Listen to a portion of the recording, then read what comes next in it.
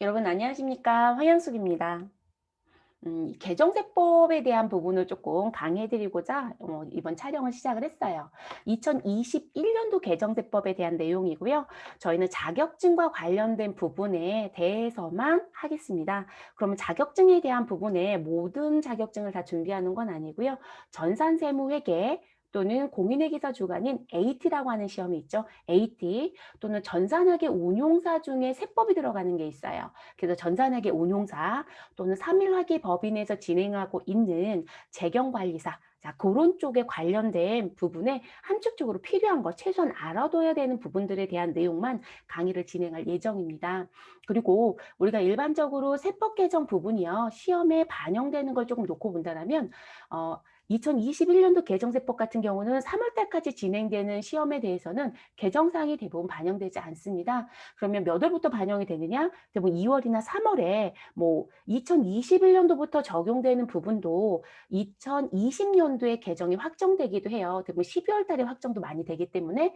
근데 그 부분하고 관련돼서 확정된 부분이 시행령이라든지 시행규칙과 관련돼서 다시 같이 바뀌어야 되는 게 있어요. 근데 그런 부분들이 있다 보니까 사실상 3월 달까지 진행되는 시험엔 대부분 반영을 하지 않고요. 4월 달부터 진행되는 시험에는 반영이 돼요. 그래서 여러분들이 4월 달에 진행하는 시험을 준비하고 계신다라면 반드시 개정세법 부분들 바뀐 건 숙지를 하고 들어가는 게 좋겠고요.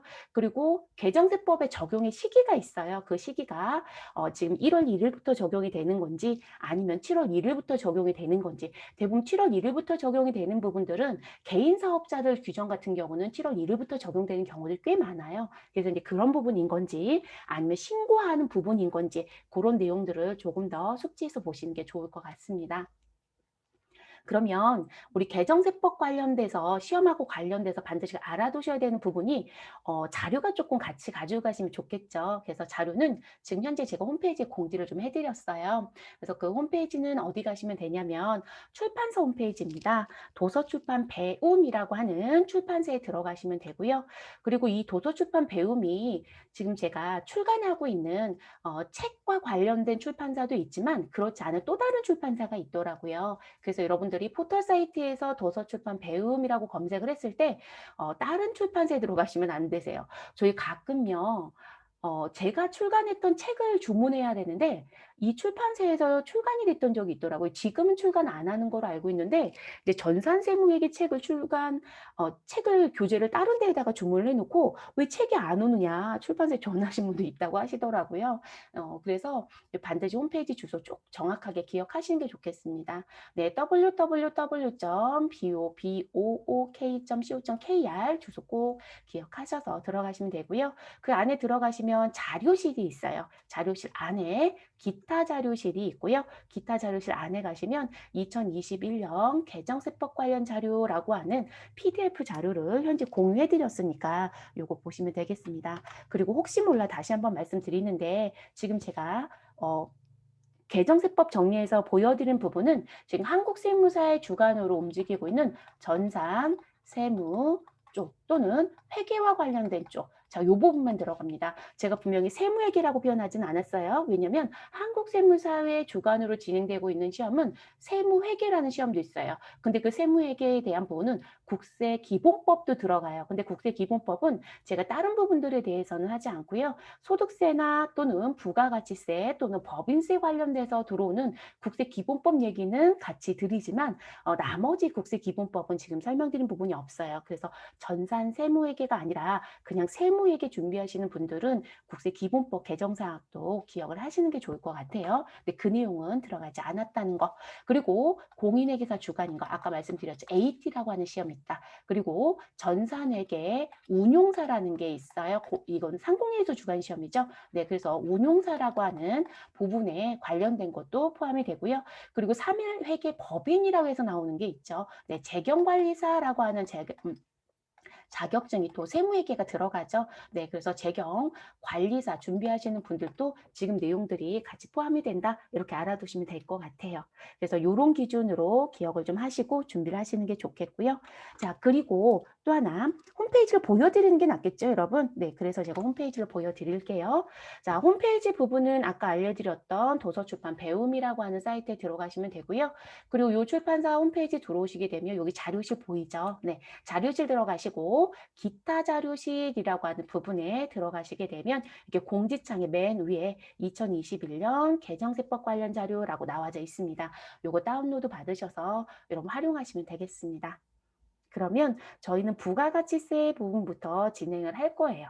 다른 부분들 연속적으로 들으실 땐 제가 앞에 단서를 드릴 거예요. 어디 들어가서 받으시는 거 다 보여드렸으니까 어느 쪽에 참조해서 보세요 라고 이제 말씀을 드릴 건데, 네, 뭐 부가세부터 시작하시는 분들은 크게 문제되지 않겠죠? 그럼 첫 번째 내용부터 들여다보겠습니다. 2020년도 세법 개정에서는 사업자 등록을 할 때 내가 관할지 세무서에 사업자 등록 신청을 하게 되면 관할지 세무서는 나에게 며칠 이내 교부를 해줘야 되느냐. 그러면 3일이었어요. 근데 2020년도 세법 개정에 의해서 2일로 바뀌었거든요. 근데 이번 연도 2021년도부터는 어떤 내용이 바뀌었냐면 정정과 관련된 부분이 바뀌었어요. 우리 사업자 등록 받으셔서 등록증 가지고 사업을 하고 있는 과정 중에 정정의 사유가 생길 수 있죠, 여러분. 상호가 바뀔 수도 있고 법인 같은 경우는 대표이사가 바뀔 수도 있고요. 주소지가 바뀔 수도 있고 또는 우리가 쇼핑몰이라고 하는 인터넷 사업을 하시는 분들 같은 경우는 쇼핑몰의 주소가 바뀔 수도 있고 아주 다양한 사유들이 있겠죠. 그러면 그런 정정 사유가 발생이 되면 사업자는 즉시 무엇을 하셔야 된다? 정정 신고를 하시고요. 관할지 세무서는 나에게 바뀐 사업자 등록증을 당일에 교부해야 되는 부분, 신청일 당일에 나에게 줘야 되는 경우와 그리고 신청일로부터 3일 이내에 주어야 하는 교부 사유로 구분이 돼요. 근데 사실상 당일 교부 사유는 두 개밖에 없어요. 상호가 바뀌거나 또는 인터넷에서 내가 뭔가 움직이는 우리 사이버몰이라고 하는 홈페이지 주소 있죠. 네, 그 부분이 바뀌었거나 하면 반드시 그날 해주셔야 돼요. 업무 처리하실 때. 이해되셨을까요? 그래서 그렇게 처리하시고 나머지는 모두 3회 사유였어요. 근데 이 부분이 2021년도 세법 개정에서는 며칠로 3일 이내 사유에 들어갔던 부분을 2일 이내의 사유로 무엇하라 바꿔라 이렇게 얘기가 됩니다. 그리고 여러분 사업자는 즉시 신청서 정정에 대한 서류를 내셔야 되는 거고요. 지금 3일에서 2일로 바뀐다는 건 누구요? 우리 과세 당국의 입장인 거예요. 사업자 등록증 바뀌었다고 지금 여러분들 신고를 하실 거잖아요. 그러면 과세 당국은 서류 검토하고 사업자 등록증을 재교부해 줘야 되는 거잖아요. 그 재교부에 대한 기한이 있는데 그 기한이 3일에서 며칠로 2일로 바뀌었다. 그리고 당일 사유 두 가지는 그대로 당일입니다. 됐을까요, 여러분? 네, 그래서 이 내용이 바뀌었다는 거. 이것도 여러분 시험에 나오기 딱 좋죠. 우리 숫자 나오는 건 시험에 자주 나와요. 그렇기 때문에 이런 걸 좀 기억을 해주시는 게 좋겠죠. 그래서 그 내용이고요. 두 번째입니다. 자, 두 번째 내용은 우리가 부가가치세법상 공급이라는 게 있죠, 여러분. 그럼 부가가치세법상 과세 대상이 되는 건 뭐냐? 재화의 공급, 용역의 공급, 재화의 수입이라는 게 있어요. 그리고 재화의 공급 중에는 우리가 실질 공급이 있고 무슨 공급이 있다? 간주 공급이라는 게 있다라는 건 여러분이 아셔야 될 거예요. 그리고 반드시 숙지하셔야 되는 내용 중에 하나이죠. 근데 그 간주 공급이라고 하는 부분에 내용에 들어가면 이런 부분을 얘기하죠. 이게 간주 공급이 맞느냐? 간주 공급 보지 않느냐라는 부분들이 있어요. 그리고 이 재화의 공급으로 보는 간주 공급에 대한 건 크게 네 가지로 얘기를 하죠, 여러분. 뭐가 있을까요? 우리 실제 내 사업을 위해서 썼느냐? 그렇죠. 자가 공급이라는 사유가 있고, 그리고 누군가한테 주었다. 대부분 특수 관계자들의 입장으로 들어올 수 있는 부분이 있을 수도 있고요. 또는 내가 매출처한테 줄 수도 있겠죠. 또는 매입처한테 줄 수도 있겠죠. 그래서 누군가 특정하게 지정이 되어 있는 사람들한테 주는 거, 사업상 증여의 성격을 갖고 있느냐라는 걸 보는 게 있을 거고요. 그리고 우리 회사의 종업원들이 쓰는 뭐 나하고 전혀 관계없는 사람한테 줄 일은 없을 거예요. 그럼 종업원들한테 주었다라고 하시게 되면 우리 개인적 공급이라는 부분을 생각을 해봐야 된다라고 하죠. 근데 종업원이 아닌 사람이 들어올 수도 있기는 해요. 근데 대부분 종업원들이 대부분 많이 들어오죠. 또는 뭐 임직원이란 표현을 쓸 수도 있고요. 그럼 그런 부분도 있고요. 회사가 폐업을 하게 되면 내가 가지고 있었던 잔존재화에 대한 부분이 지금 현재 부가세와 관련이 있는지도 보셔야 될 거예요. 자, 그게 간주공급 얘기예요. 그럼 그 간주공급 중에요. 무슨 부분? 개인적 공급이라는 게 있죠. 개인적 공급. 그럼 이 개인적 공급이라고 하는 부분에 들어갔더니 이 부분은 간주 공급의 개인적 공급으로 보지 마세요. 라고 하는 부분이 있어요. 그 내용이 무엇이다? 우리 경조사와 관련된 부분. 근데 이 부분이 무엇하겠다? 범위가 조금 더 확대된다. 이건 지금 세법이 연속적으로 개정이 계속되고 있는 것 같아요. 왜냐면 기존에는 금액의 제한을 안 뒀었어요. 근데 금액 제한이 들어왔어요. 10만 원이라는 게. 근데 그 10만 원을 조금 더 세부적으로 나눠서 갈 거예요. 그래서 나오는 부분입니다. 그러면 이 종전 사유부터 보시게 되면 종전의 사유를 봤더니 이렇게 얘기를 합니다. 자, 개인적 공급이라는 부분 중에 이 부분은 무엇으로 보지 말자. 재화의 공급으로 보지 말자. 그럼 그 부분이 무엇이냐? 사업자가 누구에게? 사용인에게 실비 변상적 또는 복리 휴생적 목적으로 제공하는 부분에 대한 재화가 있었다라면 그 부분은 재화의 공급으로 무엇하지 않겠다? 보지 않겠다. 결론적으로 간주 공급이다 아니다? 아닙니다. 간주 공급은 아닙니다. 이런 얘기예요. 그럼 그 부분에 있었던 게 우리가 작업복이라든지 작업모라든지 작업화라든지 또는 직장에서 체육과 또는 문화와 또는 연회비란 표현을 쓸 수도 있어요. 그래서 직장 체육비, 문화비 또는 연회비 관련된 부분들이었다라면 우리 무엇하지 않겠다. 간주공급을 보지 않겠다. 그리고 그 부분에 경조사가 들어와져 있었습니다. 경조사. 그래서 경조사와 관련된 재화로서 한 사람당 1인당 연간 얼마? 10만 원 이하의 재화를 공급했었다라면 이 부분에 대해서는 우리 무엇으로 보지 않겠다. 간주공급으로 보지 않겠다. 반드시 여러분 10만 원이라고 하는 기준 금액을 가지고요. 여러분이 무엇 하셔야 되냐면 10만 원 이하까지는 간주공급이 아니에요. 근데 10만 원 무엇이 되면 초과가 되면 이제 초과 시점이 등장이 되면 이 부분은 간주 공급이 돼버려요. 그래서 초과된 금액에 대해서는 간주 공급이 되는 거거든요. 근데 이 10만 원을 조금 더 세부적으로 나눴어요, 여러분. 됐을까요? 그리고 이 경조사란 부분의 문구는 설날이라든지 추석이라든지 창립 기념일이라든지 생일이라든지 이런 부분들을 포함한다라고 기존에 되어 있었습니다. 자, 근데 이게 개정이 된 게 뭐냐면 자, 위에 있었던 1번과 2번은 같아요. 내 사업을 위해서 쓰는 부분이에요. 그러니까 내 사업과 관련되어 있다라고 하니까 우리 회사 종업원들한테 준 거겠죠. 또는 임직원한테 준 부분. 그래서 1번과 2번은 그대로 같이 갑니다. 그러니까 상동이라고 제가 써드린 거고요. 근데 요 3번에 있었던 경조사를 구분하겠다라는 얘기예요. 그래서 경조사를 누구로 이렇게 기역과 니은으로 구분해서 가자. 그래서 기역과 니은을 구분해서 각각 얼마? 1인당 연간 10만 원 이하의 재화로 구분해 줬어요. 그러면 이게 각각이니까 여러분 우리가 플러스의 관점으로 놓고 본다면 연간 20만 원이 될 수 있다 이렇게 볼 수도 있겠죠. 그런데 조심할 건 뭐냐면 통산한다는 게 아니에요. 각각 10만 원씩이기 때문에 넘친 부분에 대한 건 제재를 할 거예요, 여러분. 우리 통산이란 관점은 없습니다. 각각이라는 부분. 그래서 기억, 경조사와 관련된 재화였다라고 하는 부분에 얼마? 10만 원 규정을 적용하고 명절과 기념일이다라고 해서 나오는 부분에 얼마? 10만 원을 무엇하겠다? 지금 구분하겠다라는 부분. 그래서 한 사람을 놓고 봤을 때 20만 원이 될 수는 있지만 20만 원이 될 수 있지만 통산한다는 관점의 문구는 분명히 없어요. 조심하셔야 되는 부분이고요. 그럼 그 경조사는 뭘까요? 경조사는 그거겠죠. 우리 뭐 부모님이 무엇하고 있다. 부모님이 이번에 뭐 회갑이다. 뭐 이런 거 하시죠. 좀 칠순이다. 그럼 회사가 뭔가 줄 수도 있는 거잖아요. 그렇죠? 또는 내가 결혼을 하는데 회사에 물품 뭔가를 받았다. 이해되셨어요? 근데 그런 게 경조사예요. 이해되셨을까요? 그리고 이제 명절과 기념일에 대한 부분. 그러면 명절은 우리 1년에 2번 있죠, 여러분. 무슨 부분이요? 설날과 추석이라는 게 있죠. 그래서 설날과 추석은 명절에 속하는 거고요. 기념일이다라고 하는 건 창립기념일과 생일이 대표적인 것으로 명문화 시켜줬어요. 그래서 이 부분에 대한 내용과 관련된 부분들 됐을까요? 그리고 분명히 아래쪽에 보면 제가 연간 20만 원을 써드리지 않았어요. 연간 10만 원이에요. 그래서 연간 10만 원 초과하는 경우에는 그 초과되는 금액에 대해서는 재화의 공급으로 보겠다. 됐어요, 여러분? 네, 이거 시중에 이런 분이 계시더라고요. 1인당 20만 원이다. 아니에요. 네, 각각 10만 원이고요. 두 개를 더하면 20만 원이 표현할 수는 있지만 통산한다는 규정은 없다라는 거예요. 그래서 제가 연간 10만 원 초과라고 표현을 해드리는 거예요. 이해되셨죠? 네, 조심하셔야 되는 부분들.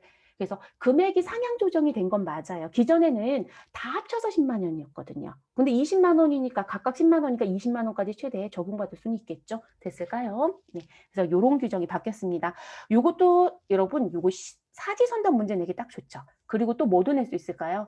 우리가 회계까지는 이런 문제들을 집중적으로 내기가 조금 곤란해요. 실기 문제로, 전산 실무로. 그런데 어느 부분에 들어가시게 되면 세무 2급이라고 하는 세무 1급이라는 급수에 들어가면 우리 요 부분들 실기 쪽으로 낼 수 있어요. 그리고 실기 쪽으로 낼 때 세무급수부터는 부가가치세 신고서 작성 문제도 내고 전표 처리 문제도 내겠죠.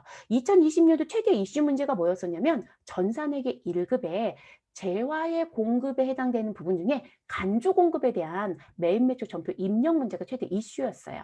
뭐 두 번이나 출제를 했습니다. 한 번 냈을 때 워낙에 많이 틀려서 한 번 더 출제를 한 게 아닌가 싶기는 해요. 그래서 이제 회계도 간주 공급과 관련된 회계 처리를 할 수 있어야 되는 부분까지도 갖고 가셔야 될 것 같습니다. 그래서 그런 부분들까지 출제가 되고 있다. 됐을까요?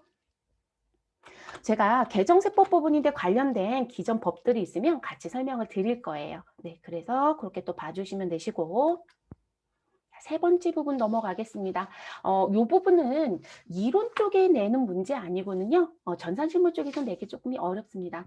자, 우리가 용역의 공급 장소, 재화의 공급 장소라는 부분을 얘기를 해요. 근데 이 공급 장소가 왜 중요하냐면 우리가 일반적으로 부가가치세라든지 소득세라든지 법인세라든지 내가 세금을 징수하기 위한 이 범위를 정해줘야 되잖아요. 그렇죠? 세금 징수에 대한 그 부분에 대한 부분 때문에 등장하는 부분이에요. 그래서 용역의 공급 장소 부분에 전자적 용역에 대한 건 어디를 기준으로 부가가치세를 징수할 거냐라는 부분을 조금 더 명문화 시켜줬다, 명확화 시켜줬다 이렇게 보시면 될 것 같아요.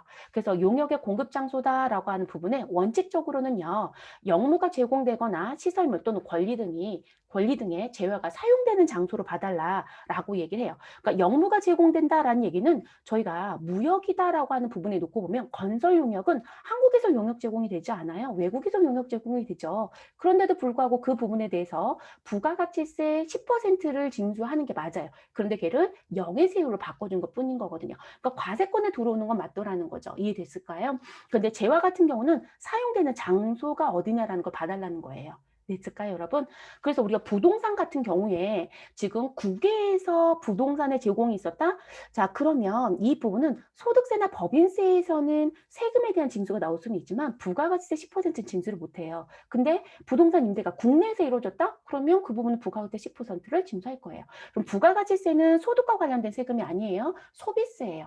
소비되는 물품에 대해서 징수하겠다는 세금이기 때문에 우리가 소득이라는 관점으로 따져보지 마실 것. 그래서 이제 그렇게 보고요. 근데 그 부분 말고 나머지 무슨 부분?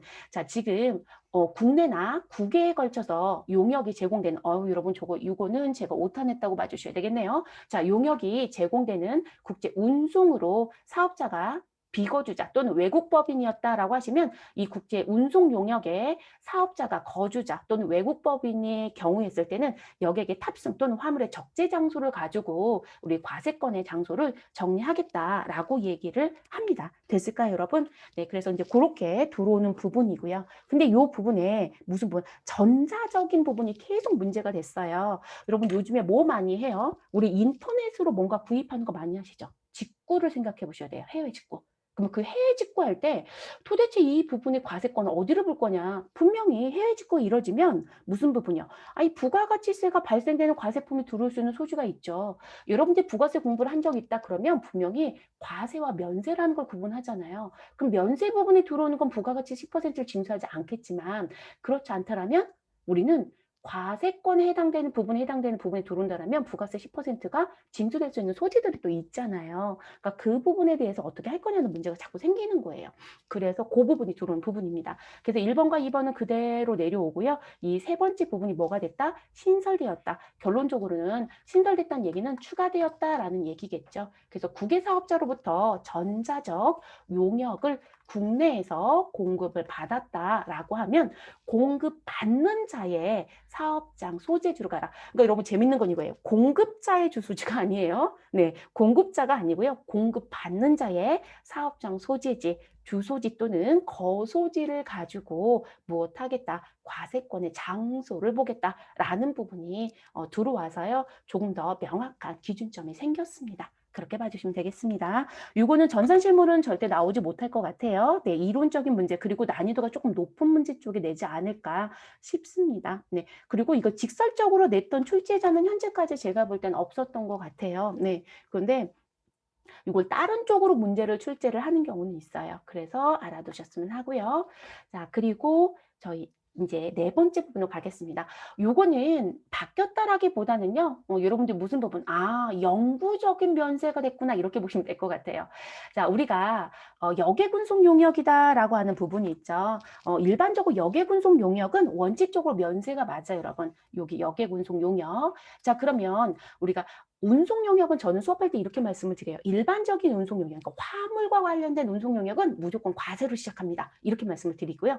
근데 사람과 관련돼서 등장하는 역액 운송은 일단 뭐로 시작한다? 면세로 시작하는 게 맞다. 근데 그 면세 중에 누가 있다고 얘기한다? 과세로 분류되는 게 있다. 이렇게 보시는 게 편해요. 이해됐을까요? 그러면 이 면세 부분에 들어가는 부분 중에 누가 있었냐면 우리가 일반적으로 이제 고속버스가 항상 문제가 됐었어요. 고속버스. 근데 이 고속버스가 일반 고속으로 봐야 되는 게 있고요. 우등이라고 부르는 고속버스가 있었습니다. 그러면 일반 고속은 무엇으로 분류를 시켜줬었냐면 면세로. 근데 이게 한시법이었어요. 한시법이라고 하는 건 무슨 얘기냐면 언제까지만 면세입니다라는 부분이거든요. 그리고 우등은 과세이거든요. 그러니까 원래 고속버스는 과세였었는데 일반적인 고속에 대한 부분을 면세로 분류시켜줬고 그걸 언제까지 2020년 12월 31일까지만 우리 면세 적용해 줄게 라고 했었거든요. 그런데 이 적용 기한을 무엇해버렸다? 폐지시켜버렸어요.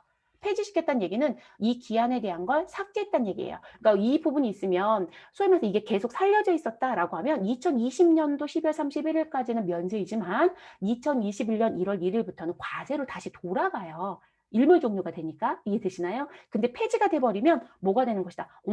일반 고속버스 여객 운송은 영구적으로 면세야 이렇게 돼버리는 거예요. 이해됐을까요? 그러면 우린 과세는 누구만 남는다? 우등고속만 남는 거예요. 우등고속만 과세로 남고요. 일반 고속버스는 면세로 영구적으로 분류가 되어 있습니다. 그래서 면세 쪽에 가면 무슨 부분들 우리가 언제까지만 된다라고 하는 부분들이 있어요. 지금 분유도 그렇거든요. 네, 분유도 그렇고요. 그래서 근데 분유는 또 연장이 걸렸어요. 그래서 올해도 여전히 분유도 뭐가 될 것이다. 면세로 그대로 갈 거예요. 그래서 그런 부분들 때문에 우리가 공부할 때 조금 조심을 하셔야 되는 부분이죠. 사업자들은 이거 되게 중요해요, 여러분. 이해되셨을까요? 내가 일반 고속버스 탔는데 8,000원에 탔어요. 근데 8,800원을 내라고 하더라. 아니 왜 8,800원이에요? 라고 하면 아니 전년도까지 면세여서 부가가치세가 없었지만 올부터는 부가가치세가 발생되기 때문에 8,800원을 내야 합니다라고 하겠죠. 왜냐하면 부가가치세는 사업자가 내는 세금이 아니라 소비자가 내는 세금이에요. 그렇기 때문에 그렇겠죠, 여러분? 근데 그런 거에 다 영향을 받습니다. 다섯 번째 내용 보겠습니다. 전자세금 계산서 의무 발급, 개인 사업자가 무엇될 것이다? 확대될 것이다. 여러분, 지금 개인 사업자의 범위가 더 넓어진다는 거죠. 이해됐을까요? 그래서 기존에 전자세금 계산서 의무 발급자에 누구는 법인은 무조건이었어요, 여러분. 이게 소득세에 가면 이 세금자가 빠져 있는 계산서도 들어올 건데 똑같이 바뀌어요, 여러분. 그래서 지금 부가세에서는 세금자가 붙어 있는 걸 얘기하겠죠. 그래서 법인은 무조건이고요. 그리고 개인 사업자 같은 경우는 직전 연도 사업장별 재화나 용역의 공급가액의 무슨 부분 합계액이 얼마 3억 이상인 개인 사업자에 대해서만 우리 전자세금 계산서를 반드시 발급하세요라고 얘기했습니다. 그리고 개인 사업자는 이 법이 적용되는 시점은 대부분 7월 1일부터예요. 왜냐하면 개인 사업자의 종합소득세 신고의 기간은 언제로 끝난다? 5월과 6월이죠. 성실사업자는 6월 말일까지도 적용이 되기 때문에 그래서 7월 1일부터 이 법이 적용이 되는 거죠. 됐을까요? 근데 이 3억이 얼마로 바뀐다? 2억으로 바뀌어요, 여러분. 그래서 직전년도 사업장별 재화 용역의 공급가의 합계액이 3억에서 2억 원 이상인 개인 사업자로 바뀐다라는 거 이해됐을까요? 그런데 이 법은 여러분 2021년도 개정세법에 확정은 됐지만 적용의 시기는 2022년도 7월 1일부터예요. 자, 알아두실 거. 자, 시중에 여러분들 이제 제가 개정세법 얘기할 때 항상 강조하는 부분들이 있어요. 법이 바뀐 거를 이해하시는 건 좋은데 제발 적용의 시기가 언제인지를 꼭 보세요라고 하는 부분. 왜 그러냐면 자격증 준비하실 때 여러분 과거의 문제로 봤을 때는 3억으로 나와 있겠죠. 그쵸? 이상하다. 내가 봤을 때 분명히 2억으로 바뀌었다라고 하는데 왜 문제가 여전히. 그리고 세법 개정 부분이 바뀌었어야 되면 아니 문제도 2억으로 바꿔줘야 되는 거 아니에요? 라고 했는데 적용의 시가 2022년도부터예요, 여러분. 그러면 2021년도까지는 3억 기준이 그대로 적용이 되는 거예요. 됐을까요? 그래서 금년도까지는 3억이고요. 내년, 그러니까 2022년 7월 1일자부터는 뭐가 될 것이다? 2억으로 바뀐다라는 거 알아두셔야 되겠죠. 그리고 지금 제 강의를 듣고 계시는 분 중에 자격증이 아니라 업무적인 부분에 내용들 때문에 들어오셨다라고 하시는 분을 계신다라면 특히나 세무대리인 쪽 근무하신 분들, 회계법인, 세무법인 근무하신 분들은 개인 사업자들도 기장대행 하시는 거 있을 거예요. 그러면 이런 거 안내는 미리 좀 하시는 게 좋아요. 네, 미리 하시는 게 좋겠죠. 그래서 이 2억에 대한 기준 금액은 2021년도 우리 종합소득 신고가 끝나는 부분. 그러면 2021년도는 2022년도 5월과 6월에 모두 다 마무리가 되겠죠. 네, 그 금액을 기준으로 정리한다라고 알아두시면 되겠습니다. 그래서 이건 바뀌었다라는 것만 숙지해 주시면 되시고 자격증 준비하시는 분들은 시험에 적용이 된다 안 된다? 안 된다. 금년도 세법에 적용 부분이 아니기 때문에 시험에 적용이 되지는 않습니다. 그래도 알아두신 게 좋겠죠? 여섯 번째 내용입니다. 자, 수정세금 계산서 또는 수정 전자세금 계산서 발급에 대한 규정이 보완된다라는 부분이 들어오게 됩니다. 자, 이거는 또 무슨 얘기시냐면 다른 부분은 아니시고요. 지금 나와져 있는 요 내용은요. 간이과세자가 뒤에 가서 이제 말씀을 드리겠지만 어떤 부분, 간이과세자가 세금 계산서 발급 의무자로 이제 바뀌어요, 여러분. 아, 그럼 영수증 발급 안 하나요? 아니요, 그렇지는 않고요. 이 간이과세자라고 하는 사업자가 과거에는 세금 계산서 발급을 원칙적으로 하는 게 아니라 무슨 부분, 영수증을 원칙적으로 발급을 했어요. 근데 이게 지금 누구로 바뀔 거냐면 세금 계산서 발급이 먼저인 거로 바뀔 거예요. 자, 근데 요거로 인해서 이제 무슨 문제가 생기냐면 그러면 간이과세자였던 사람이 일반과세자로 바뀌면 또는 일반과세자였던 사람이 간이과세자로 바뀌게 되면 아, 나 이거 어떻게 해요? 라는 문제가 생기더라는 거예요. 근데 이건 무슨 얘기냐면 간이에서 일반으로 바뀌었을 때 간이에서 일반으로 바뀌었을 때 내가 간이과세자였을 때 공급했던 부분에 대해서 반품이 이루어지거나 계약이 깨지거나 또는 일부분에 대한 계약이 뭐 해지가 되거나 해지나 해제가 있잖아요. 그래서 해지나 해제가 되거나 그러면 어떻게 할 거냐. 또는 내가 일반 과세자였다가 간이 과세자로 바뀌었을 때 그럼 일반 과세자였을 때 지금 물건이 나갔다가 반품이 되면 어떻게 할 거냐라는 문제들이 생기잖아요. 이해됐을까요? 그런데 여러분 이걸 제가 1번이라고 쓸게요. 그리고 이걸 2번이라고 쓸게요. 자, 2번에 있었던 부분은요. 과거에 벌써 수정사유에 있었던 상황이에요. 네, 이건 수정사유 원래 있었고요. 그리고 이 수정사유에 1번의 사유가 뭐가 되는 사실상 추가된다고 보시는 게 좋아요. 그래서 제가 요거만 써드렸지만 사실상 간이과세자가 일반과세자로 일반과세자가 관이과세자로 그래서 제가 이 금년도에 출간하는 책에는 요 두 가지 문구를 가로로 다 묶어드렸어요. 그러니까 그래서 2번의 사유는 벌써 있었던 거 그리고 1번의 사유가 추가된다라고 하는 부분. 그래서 간이과세자에서 일반과세자로 과세 유형이 무엇되었다? 전환되었다. 그리고 전환된 이후에 과세 유형 전환 전에 공급했던 누구 재화나 용역에 대해서 수정하는 부분이 생기면 어떻게 할 거냐라는 부분. 그러면 수정 전자 또는 수정 세금 계산서를 아유 발급하세요라고 얘기한다는 거죠. 그리고 이 부분의 사유를 들어가서 봤더니 여러분 우리 왜 반품이라고 하는 환입에 대한 부분들이 있죠. 여러분 나갔던 물건 다시 들어오는 거. 그렇죠. 우리 왜 반품이 더 편하기는 해요. 그래서 이 환입이 이루어지면 어떻게 할 거냐는 부분이고요. 그리고 계약이 해지되거나 또는 해제라는 것도 있죠, 여러분. 자, 그랬던 부분들 요거의 대표적인 부분이라고 보시면 될 것 같아요. 자, 그런 부분의 사유가 발생이 되면 처음에 발급했던 세금계산서 작성일을 기재하시면 되는 거예요. 그러면 내가 처음에 10월 5일로 발급했던 부분에 문제가 생겼다. 그러면 10월 5일로 무엇 하시라. 아유, 다시 발급하세요. 라고 얘기를 합니다. 근데 이게 사실상 반품은 이렇게 표현하면 안 되는데요. 왜냐면 반품이 들어온 날짜로 가야 되는 게 맞거든요. 근데 이제 이게 간이에서 일반으로 바뀌는 거, 일반에서 간이로 바뀌었을 때 문제가 되는 게 뭐냐면 세금계산서 발급과 관련돼서 나누 부분에 세금계산서 발급자일 수 있고 아닐 수 있다라는 규정이 문제가 되는 것 같아요. 그래서 이제 이게 당초의 날짜로 가라라고 이제 지금 그렇게 얘기하고 있는 상황이고요. 그래서 처음에 발급했던 작성 일자가 있을 건데 그 날짜를 작성일로 기재해 주시고요. 비고란에 사유 발생일을 써달라. 여러분 이 비고란에 사유 발생 기재하는 건 필수가 되겠죠. 네, 그래서 이거 기재해 주시면 되시고요. 그리고 추가되는 금액은 무엇으로? 검은색으로. 그리고 차감되는 금액은 무엇으로? 붉은색으로. 그러니까 우리 마이너스 되는 건 빨간색으로 많이 쓰잖아요. 적색으로. 네, 그렇게 써서 발급하면 된다라고 얘기하는 부분입니다. 이것도 개인 사업자하고 관련된 부분이기 때문에 2021년도 7월 1일자 이후부터 적용되는 세법이다. 이렇게 봐주시면 될 것 같습니다. 7번째, 자, 간이과세자가 발급하는 신용카드 매출 전표 등에 대한 매입세 공제 적용이라는 부분.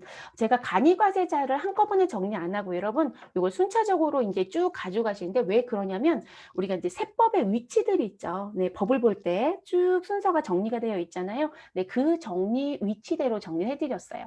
자, 간이과세자가 제가 사전에 말씀드렸지만 뭐라고 말씀드렸냐면 이제 세금계산서 발급자가 들어온다라고 말씀을 드렸단 말이에요. 그러다 보니까 우리는 세금계산서를 발급하는 사람한테 신용카드 매출전표 등이라는 걸 무엇하게 되면 수취하게 되면 우리 그 수취 부분에 대해서 매입세 공제가 가능하다, 불가능하다? 가능하다라는 부분이 있었단 말이에요.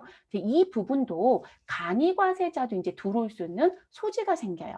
그러면 지금 여러분 전산과 관련된 시험 준비하시는 분들 그러면 전산세무 1급이나 2급 그리고 TAT 2급이나 1급 준비하실 때 신용카드 매출 전표 수취 명세서를 제출하시고 매입세 공제를 받을 수 있다라고 하는 부분이 있죠, 여러분. 그 부분에 누가 들어갈 수 있다? 간이과세자가 들어갈 수 있어요. 근데 이게 이제 논란거리 문제가 될 것 같아요. 그러니까 이론도 문제가 되겠지만 전산도 반드시 알아두셔야 되는 부분이 될 것으로 보여집니다. 그럼 종전사유를 먼저 볼게요, 여러분. 자, 우리가 신용카드 매출 전표 등을 수취했을 때 매입세 공제를 받을 수 있는 요건에 대한 내용을 봤더니 무슨 부분? 일반 과세자가 발급한 신용카드 매출 전표를 무엇했다라면 수취했다라고 하면 이 공제가 됩니다. 다만 다음의 경우는 안 된다라고 해서 제외 규정이 있었어요. 그래서 세금 계산서를 발급하지 못하는 업종은 무엇해달라? 제외시켜달라. 여기 대표적인 사람이 간이과세자였고요. 그리고 일반 과세자 중에 절대로 세금 발급 못한 사람 있죠. 발급의 교부를 금지시킨 사람들이 있어요. 우리 욕탕이라고 하는 부분. 그쵸? 욕탕 또는 미용 이해되셨어요? 네, 여기에 운송용역. 자, 그런 부분은 못 들어온단 말이에요. 근데 그 부분. 근데 거기에 뭐가 되는 추가되는 사항이 하나 생긴 거예요. 됐을까요? 그래서 공급자가 일반 과세자이고 공급받는 자가 일반 과세자였을 때 요건을 받단 말이에요. 그런데 여기 제외되는 부분에 추가가 된다라고 하는 부분을 보셔야 될 것 같아요. 그리고 또 누가 바뀌냐면 여기 공급자의 일반 과세자였던 부분에 누가 들어올 것이다. 간이과세자가 추가가 됩니다. 그래서 간이과세자가 발급한 신용카드 매출 전표 등도 매입세 공제를 받을 수 있다 없다? 있다라고 해서 일반 과세자 및 간이 과세자가 들어온다. 다만 제외되는 부분에 2번이 무엇되었다? 추가되었다. 그러면 그 추가 사유를 가서 봤더니 간이 과세자 중에 신규 사업자 자, 신규 사업자들은 여러분 일반 과세자로 사업자를 등록할 건지 간이 과세자로 등록할 건지 본인이 결정을 할 거예요. 올해 공급 금액이 얼마 정도 될 건지 매출 금액이 얼마 정도 될 건지 본인들이 대충 어느 정도 될 것 같아 라고 하는 예상치를 가지고 본인들이 간이로 갈 건지 아니면 일반으로 갈 건지 결정해서 가거든요. 그럼 신규 사업자인 간이 과세자 그리고 직전 연도 공급 대가 합가액이 얼마 4,800만 원 미만인 사업자한테 받아온 부분에 대해서는 무엇하지 않겠다. 매입세 공제가 되지 않는다. 그럼 여러분 지금 결론적으로는 제가 세금계산서 발급자가 들어왔다는 얘기잖아요. 그럼 세금계산서 발급 규정에 들어오는 사람들은 4,800만 원 이상부터인 거죠. 그렇죠? 이상부터 얼마까지? 8천만 원이라는 기준을 얘기할 거예요. 요 사이에 있는 사람들은 세금 계산서 발급에 대한 뭐가 된다? 의무자가 돼 버리거든요. 그래서 요 사람들한테 받아온 건 매입세 공제가 돼요. 그러니까 일반적으로 뭐라고 얘기하겠다. 기존에는 일반 과세자한테 받아온 것만 돼라고 했던 부분이 간이 과세자도 된다니까 라는 거로 바뀌고 그 간이 과세자 중에 이들은 빼주세요라고 하는 제외자가 등장하는 거로 가져가셔야 될 것 같아요. 됐을까요? 그리고 이 부분은 언제부터? 금년도 7월 1일 이후부터 적용되는 세법이다. 이렇게 봐주시면 되겠습니다. 그러면 그 다음 거로 또 넘어가 볼게요, 여러분. 자, 8번째 내용. 자, 중고자동차와 관련된 부분에 대한 부분. 우리가 의제매입세 공제란 부분에 가시면 우리가 농수산물과 관련되는, 그쵸, 면세 대상에 되어 있는 농산물, 수산물, 임산물, 축산물을 가져다가 우리 제조 가공해서 팔게 되면 의제매입 공제를 받을 수 있죠, 여러분. 근데 그 의제매입과 관련된 성격에 해당되는 부분이 뭐가 있을까요? 재활용 폐자원에 대한 부분. 그 재활용 폐자원은 재활용과 관련된 부분에 중고품이 들어오죠, 여러분. 그 중고품의 대표적인 부분이 누가 있다? 중고 자동차. 중고품 중에 다른 건 못 들어요, 여러분. 누구만 들어올 수 있다? 중고 자동차만 들어올 수 있죠. 근데 이 중고 자동차와 관련된 이 매입세 공제 부분이 언제까지 가능했었던 얘기였었냐면 2020년도까지였어요. 그러니까 2020년 12월 31일까지였는데 이게 연장이 됩니다. 그래서 2022년 12월 31일까지 우리는 일몰 연장을 시켜줬다. 그래서 금년도에도 중고자동차 우리 재활용 폐자원 공제 부분에 해당이 돼서 무엇할 수 있다? 공제받을 수 있다. 그리고 공제율은 현재 얼마이죠? 우리 110분의 100이죠, 여러분. 재활용 폐자원은 110분의 100이 아니죠. 재활용 폐자원은 103분의 3이에요. 근데 중고자동차는 110분의 10이죠. 네. 그래서 이거 연장됐다. 이렇게 알아두시면 되겠습니다. 연장된 부분들은 여러분 뭐 이론에서 연장됐다 이렇게 내지 않는 한 사실상 여러분 그냥 여전히 가능하다 이렇게 기억하시면 되니까 크게 어렵지는 않을 것 같아요.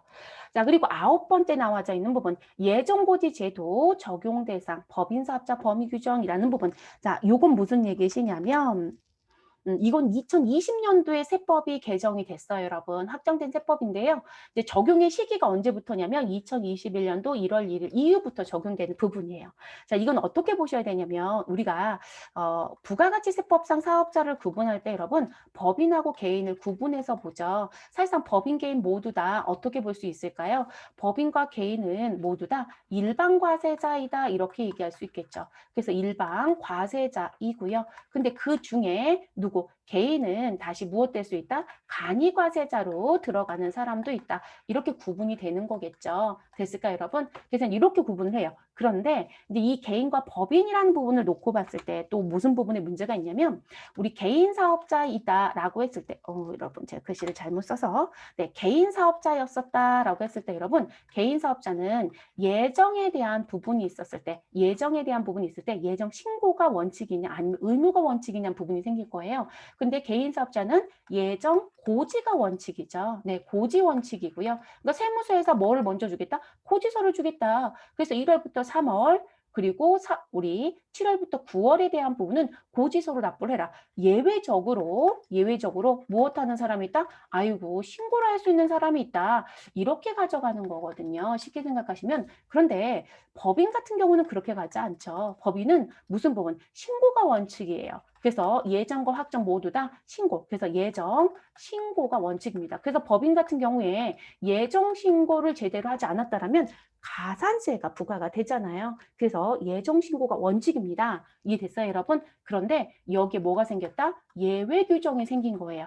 예외적으로 법인도 뭐가 있다? 아, 고지납부자가 생기는구나. 이렇게 되는 거예요. 이게 언제부터요? 금년도 1월 1일자부터 들어온다라는 거. 그리고 그들 뭐라고 얘기할 거냐면 영세 법인 사업자라고 지칭할 거예요, 여러분. 영세 법인 사업자. 그래서 영세 법인 사업자에 대해서는 우리 고지납부가 될 수 있다라고 하는 부분이 들어온다. 그리고 이 예정고지 대상에 들어오는 법인 사업자는 직정 과세 기간의 과세 표준 금액 얼마? 1억 5천이에요. 그래서 1억 5천만 원 미만인 사업자면 우리는 영세 법인 사업자라고 부를 것이고 이들에 대해서는 고지서를 누가 과세 당국이 발급해서 줄 거예요. 됐을까요, 여러분?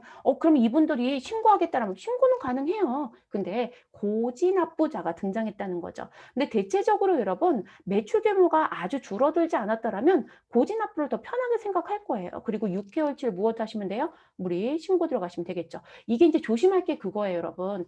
개인 사업자가 과세 기간을 놓고 봤을 때 1월부터 6월 30일까지 그리고 7월 1일부터 12월 31일까지 6개월의 신고 단위가 있었단 말이에요. 그러면 법인 같은 경우에 신고라는 부분으로 예정에 신고를 갔던 분들은 일기를 놓고 봤을 때 1월부터 3월 31일까지의 신고를 한번 하고 그러면 예정 신고됐던 부분은 확정세 포함하지 않잖아요. 그러면 4월 1일부터 언제? 6월 30일까지 이렇게 갔어야 되거든요. 근데 이제 고지납부를 했던 영세 법인 사업자는 우리 1월 1일부터 언제? 우리 1월 1일부터 6월 30일, 그러니까 6개월의 과세 기간으로 신고하는 법인 사업자도 생기겠죠. 이제 조심하셔야 되는 부분들이 생겨요.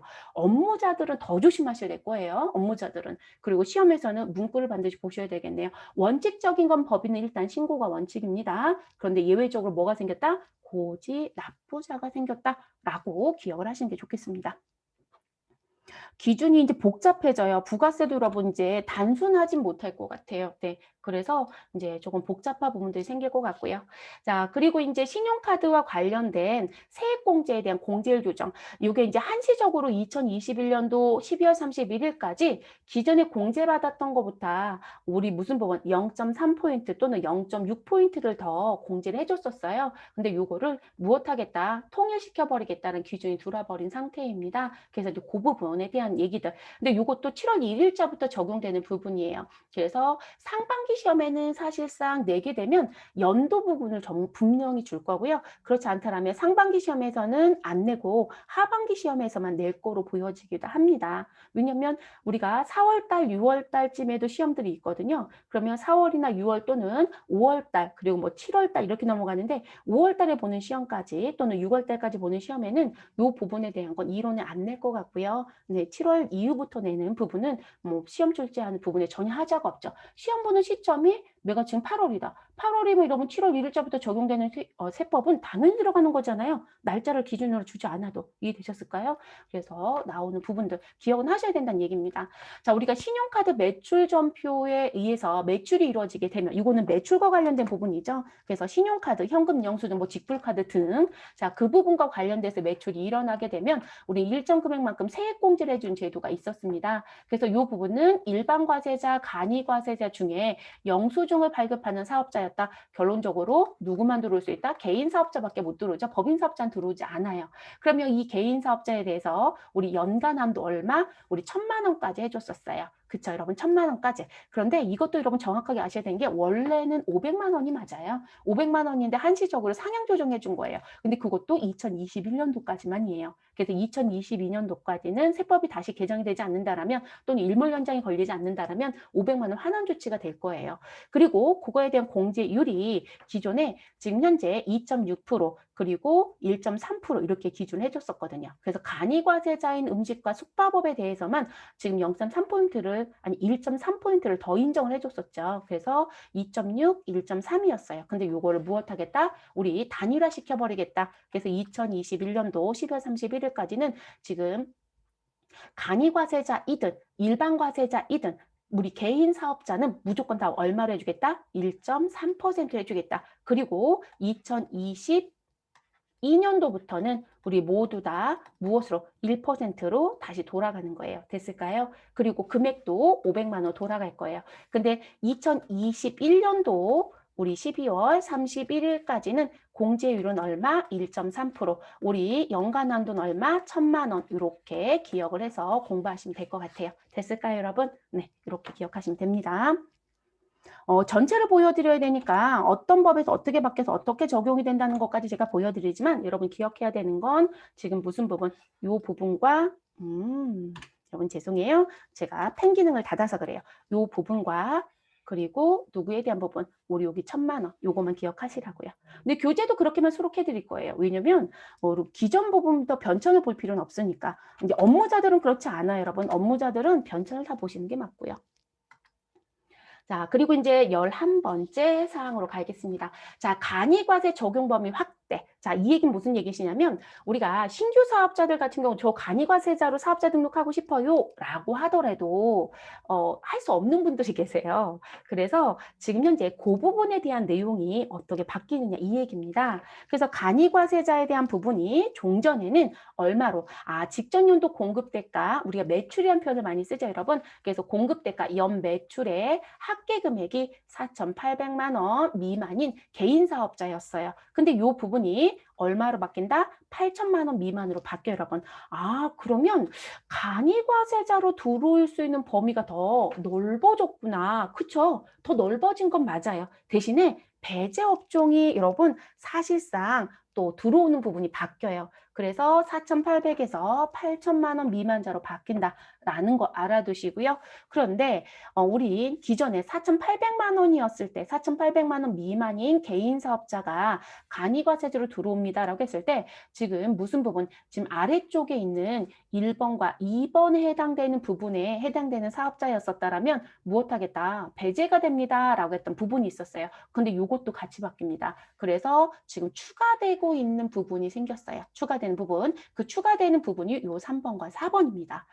그러면 기준 금액은 상향 조정을 해줬지만 배제되는 사람에 대한 건 또 다른 사람이 들어왔다. 이렇게 봐야 되겠네요. 그러면 이제 그 내용이 어떻게 바뀌었는지 보았더니 자, 일단 일반과세 사업장을 갖고 있는 사람들은 절대로 간이과세자가 될 수 없어요. 그러니까 하나의 사업장은 지금 현재 내가 간이과세로 들어갈 수 있는 업종까지 다 규정이 되어 있어요. 금액도 문제가 없어요. 근데 제가 벌써 또 다른 사업을 하고 있는데 일반과세 사업장이었다는 거죠. 그럼 절대로 간이과세자로 우리 사업자를 낼 수가 없어요. 자연스럽게 그냥 일반과세자가 됩니다. 그리고 법의 규정에 의해서 정해져 있는 부분이 있어요. 그래서 업종이라든지 규모라든지 우리 특정한 지역에 의해서 너는 안 돼라고 하는 부분. 그러면 일반적으로 이 업종 규모하고 관련돼서 대표적인 게 뭐냐면 소매업으로 사업자 등록을 하시는 분들은 간이과세자로 사업자를 등록할 수 있지만 우리가 도매업은 안 되거든요. 그것도 이제 또 다른 말씀을 드리겠지만 그러면 그런 부분에 의해서 벌써 법에 규정이 있겠다는 거죠. 근데 저 2번도 바뀔 거예요. 뒤에 따로 말씀을 드릴게요.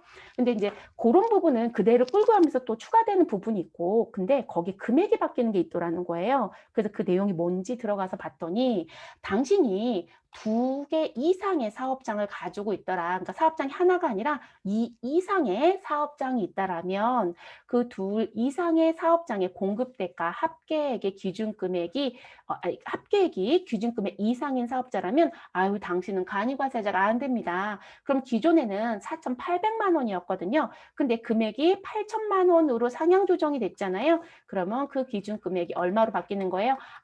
8천만 원 이상이면 당신은 간이과세자가 될 수 없어요. 이렇게 바뀐다는 거예요. 네, 금액 상향 조정됐고요. 그리고 요거는 추가예요. 요거는 상향이 됐다라고 본다라면 얘는 추가라고 보셔야 될 것 같아요. 요거는 신규로 추가되는 부분. 자, 직전 연도 공급대가 합계액이 얼마? 4,800만 원 이상인 과세 유흥 장소. 우리 음식점에 가면 여러분 유흥이라는 장소들이 있죠. 네, 부가세가 발생되는 과세 유흥 장소 그리고 부동산 임대업이 있어요. 네, 이 두 사람은 지금 현재 8천만 원 미만이어도 무조건적으로 간이과세자가 되는 게 아니고요. 4,800만 원 기준 금액으로 간다는 얘기죠.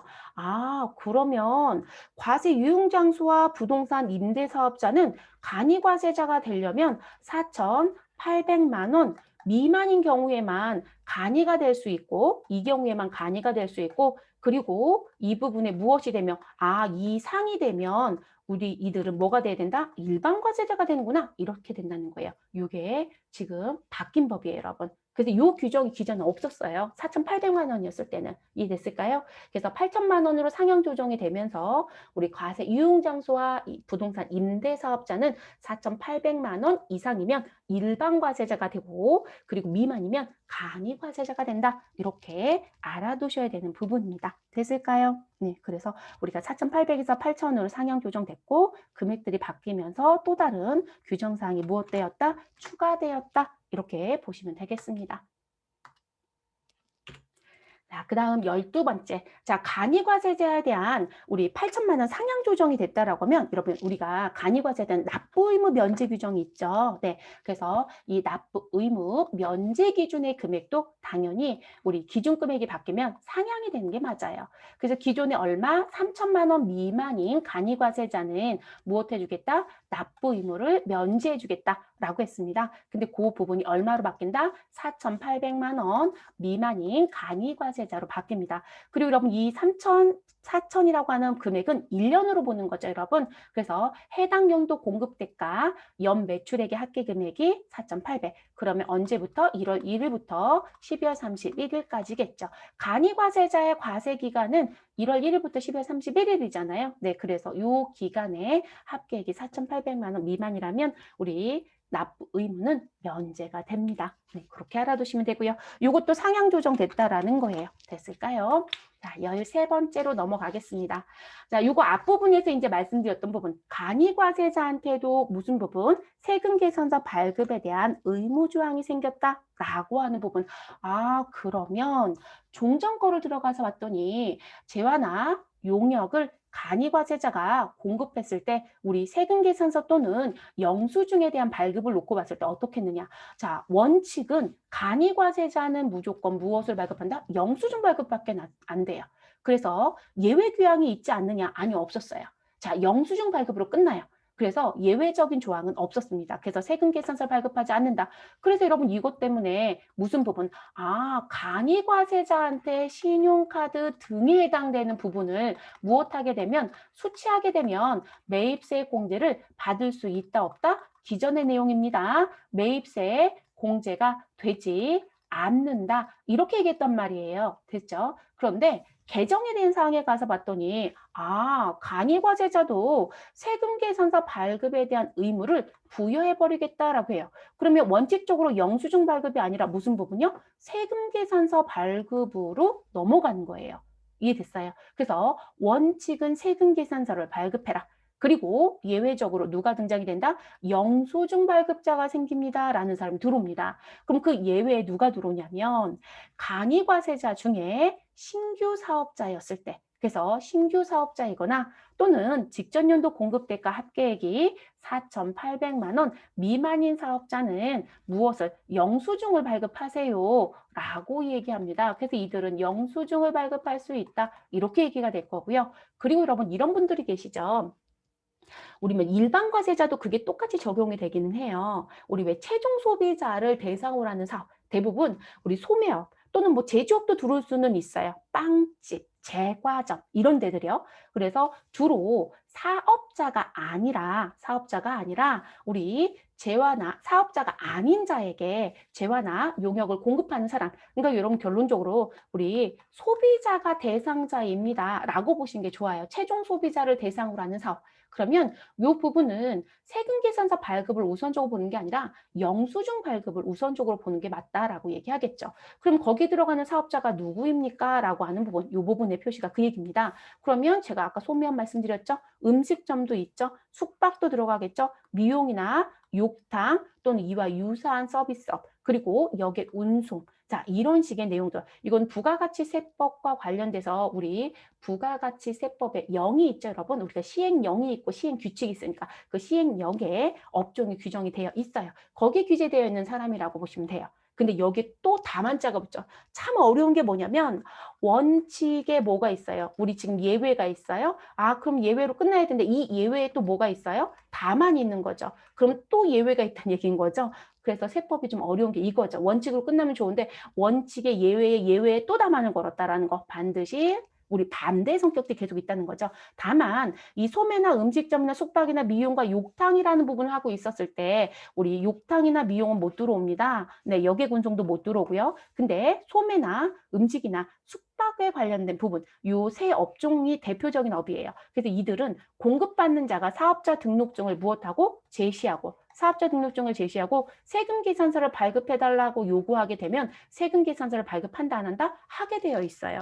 그러니까 또 다른 반대가 생기는 거죠. 됐을까요? 그래서 간이과세자도 원칙적으로 뭐 발급하자? 세금계산서 발급한다. 근데 무조건 세금계산서가 아니라 뭐도 있다? 아, 영수증을 발급하는 사람도 있구나. 그러면 여러분 이거를 다른 말로 돌려서 얘기하면 간이과세자 기준금액이 얼마였어요? 8천이었잖아요. 그러면 결론적으로 여러분 1원부터 얼마까지에 대해서는 4,800만 원 기준금액이 여전히 있는 거죠. 그래서 4,800만 원 미만. 자, 그럼 4,800만 원 미만까지는 영수증을 발급한다. 이렇게 보셔야 된다는 거고요. 4,800만 원 이상자가 들어오는 거죠. 이상부터 언제요? 8,000 우리 만원 미만자까지가 누구예요? 간이과세자죠. 그래서 8천만 원 미만. 자, 그러면 이 사람에 대해서는 우리 무엇을 발급한다? 아, 세금계산서 발급해야 되는 거구나. 이렇게 된다는 거예요. 됐어요? 그래서 기준 좀 정확하게 구분하시라는 거. 그래서 들어오는 부분들 더 복잡해진 거예요. 지금 업무하시는 분들은 안내 잘 하셔야 될 겁니다. 제가 왜 부가가치세나 세법 얘기할 때 세무 대리인 쪽을 자주 말씀을 드리냐면 기장하는 업체를 놓고 봤을 때 개인 사업자가 워낙 많아요. 그럼 그분들이 일반이었다가 간이로, 간이었다가 일반으로 바뀐단 말이에요. 그러면 그랬을 때 이 규정을 제대로 말씀을 드리지 않으면 문제가 생길 거예요. 왜냐하면 세금계산서 발급이 들어왔다는 얘기는 이제 세금계산서 발급과 관련된 가산세도 들어올 수 있다는 얘기예요. 간이과세자는요. 세금계산서 발급과 관련된 가산세는 종전에는 없었거든요. 근데 이게 들어와요. 됐어요? 이게 문제가 아주 복잡해지는 거예요. 그래서 이제 조심해야 되는 부분들이 생기겠구나라는 부분. 자, 14번째로 넘어가 볼게요. 자, 간이과세자가 공급한 재화 또는 용역에 대한 매입자 발행 세금 계산서 허용. 여러분 제가 오타 냈네요. 여러분들이 받아서 가지고 계신 거에는 문제가 없어요. 왜냐면 제가 PPT도 또 타이핑을 쳤기 때문에 지금 중간에 오타들이 조금 있네요. 매입자 발행 세금 계산서. 본다고 봤는데도 이러네요, 여러분. 이건 무슨 얘기시냐면 원래 매입자 발행 세금 계산서는요. 공급받는 자는 당연히 일반 과세자겠죠. 뭐 간이 과세자는 이제 들어오겠지만 그런데 공급자가 세금 계산서를 발급해 주지 않기 때문에 무엇하는 부분, 공급받는 자가 세금 계산서를 발급하는 부분이었다란 말이에요. 세금 계산서가 없어졌어요, 여러분. 계산서. 그러면 지금 이 매입자 발행에 대한 부분을 들어오는 사람에 누구도 추가해라. 간이과세자도 추가해라. 이 얘기예요. 그래서 종전에는 매입자 발행 세금 계산서에 대한 요건을 들어가서 봤더니 자, 사업자가 재화 또는 용역을 공급하고 세금 계산서를 발급하지 않았다라면 공급받는 자가 세금 계산서 교부 의무가 있는 사람이 안 줬기 때문에 그 사람한테 세금 계산서 주세요. 왜 안 줍니까? 그럼 제가 직접 발급할게요. 이렇게 가는 거예요. 결론적으로 이거는 페널티가 좀 있죠. 네. 왜냐면 직권에 의해서 발급하는 거기 때문에 그래서 그때는 간이과세자는 영수증밖에 발급을 못하는 사람에서 이 사람은 빠졌다는 얘기거든요. 근데 간이과세자도 세금계산서 발급할 수 있는 대상에 들어왔죠. 그러다 보니까 세금계산서 교부 의무가 있는 간이과세자라고 한다면 이 사람이 세금계산서를 안 주었다면 이 사람에 대한 부분도 매입자 발행 세금계산서를 무엇할 수 있다? 발급할 수 있다라는 부분의 내용이 들어온다는 거예요. 그럼 이 부분은 누구냐면 여러분 공급자를 놓고 얘기하는 거겠죠. 공급자. 그래서 공급자가 일반 과세자는 당연히 세금자 발급할 거고 그리고 간이 과세자 중에도 세금계산 발급 의무자가 생겼으니까 그들도 들어와야 된다. 이렇게 봐주시면 될 것 같아요. 됐을까요? 이것도 이제 조금 조심하셔야 될 것 같아요. 매입자 발행에 간이과세자 들어올 수 있냐? 이런 얘기가 들어올 수 있는 얘기라서.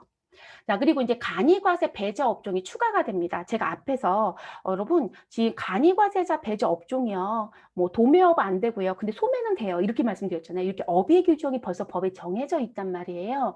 그 정해져 있는 부분에 추가되는 부분이 있어요. 그래서 지금 실질적으로 크게 보면 3개가 추가가 된다 그러는데 업의 내용을 보고 크게 나눠서 3개라고 얘기하는 거고요. 사실상 이제 내용들을 조금 들어가서 봐야 될 것 같아요. 그러니까 묶음으로 놓고 봤을 때 3개예요. 네, 용어들은 조금 길어집니다. 그래서 기존의 광업, 우리가 이제 시험 준비하시는 분들이 항상 보셔야 됐던 게 시험에서 가장 많이 냈던 게 이거거든요. 우리 제조업은 세금 계산서 발급을 할 수 있느냐 없느냐 이런 얘기 많이 했었거든요.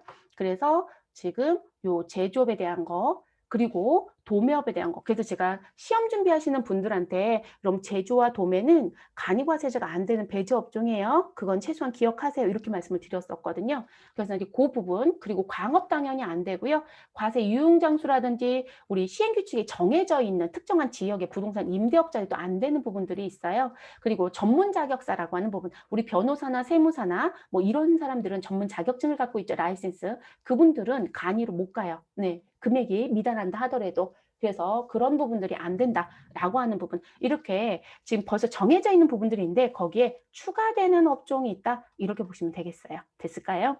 시험에서 이거는 이론 문제로 내겠죠, 여러분. 낸다라고 하면. 그래서 이론 문제로 출제할 수 있는 부분인데요. 자, 개정사항을 들어가서 봤더니 앞에 있었던 부분 그대로 가지고 오고요. 도매업에 상품 중개업이 추가가 돼요, 여러분. 그래서 도매업에 누가 추가가 된다? 상품 중개업이 추가가 된다. 그래서 이 중개업이 추가가 되고요. 그리고 전기, 가스, 증기, 수도업. 이게 원래 간이과세제에 있었거든요. 그런데 간이과세제로 못 가요. 그래서 전기나 가스, 증기, 수도업이 우리 간이과세 배제 업종에 들어가고요. 너 이제 간이과세 안 돼? 이런 얘기예요. 건설업도 안 됩니다. 근데 여기 이제 예외는 있어요. 최종 소비자를 대상으로 하는 부분에 대한 건 여전히 간이과세가 된다라고 합니다. 우리 건설이 여러분 생각보다 되게 넓어요. 인테리어 사업자도 건설업이잖아요. 근데 우리 왜 인테리어 공사할 때 여러분 한 사람이 다 하는 게 아니라 도배는 다른 사람이 하고 뭐 이런 부분들이 나눠서 하기도 해요. 그러니까 그런 도배라든지 인테리어라든지 이런 부분들 최종 소비자를 대상으로 하는 업들은 여전히 간이과세제로 빠질 수 있어요. 예외적인 조항이 따로 있고요. 그리고 전문 과학 기술 서비스업, 그러니까 전문 과학 기술 서비스업이라든지 우리 사업시설 관리라든지 사업 지원, 그리고 임대 서비스업과 관련된 이 부분도 우리 무엇 된다? 간이과세자로 들어갈 수 없다라고 얘기합니다. 다만 요 8번에도 예외 조항이 있어요. 최종 소비자를 대상으로 하는 부분이었다라면 이 부분은 무엇하겠다? 아예 뺄 수 있다. 이런 건 여러분 지금 현재 시행규칙에 뭐 별도로 법령을 주어질 겁니다. 그러니까 업무 하시는 분들은 시행규칙을 좀 보시고요. 자격증 준비하시는 분들 우리 전산이나 AT는 추가된 게 있구나 이 정도만 기억하시면 될 것 같아요. 그래서 뭐 인물사진 행사 용역에 대한 부분, 영상 촬영에 대한 부분들 우리 이거 인물사진이나 행사 용역 행사용 영상 촬영이란 부분은 우리 이해되셨어요, 여러분? 그런 거 영상 촬영하시잖아요. 네, 그런 부분들에 대한 거에 대한 부분은 또 빠질 수 있다라고 얘기가 되고 있습니다. 그래서 이렇게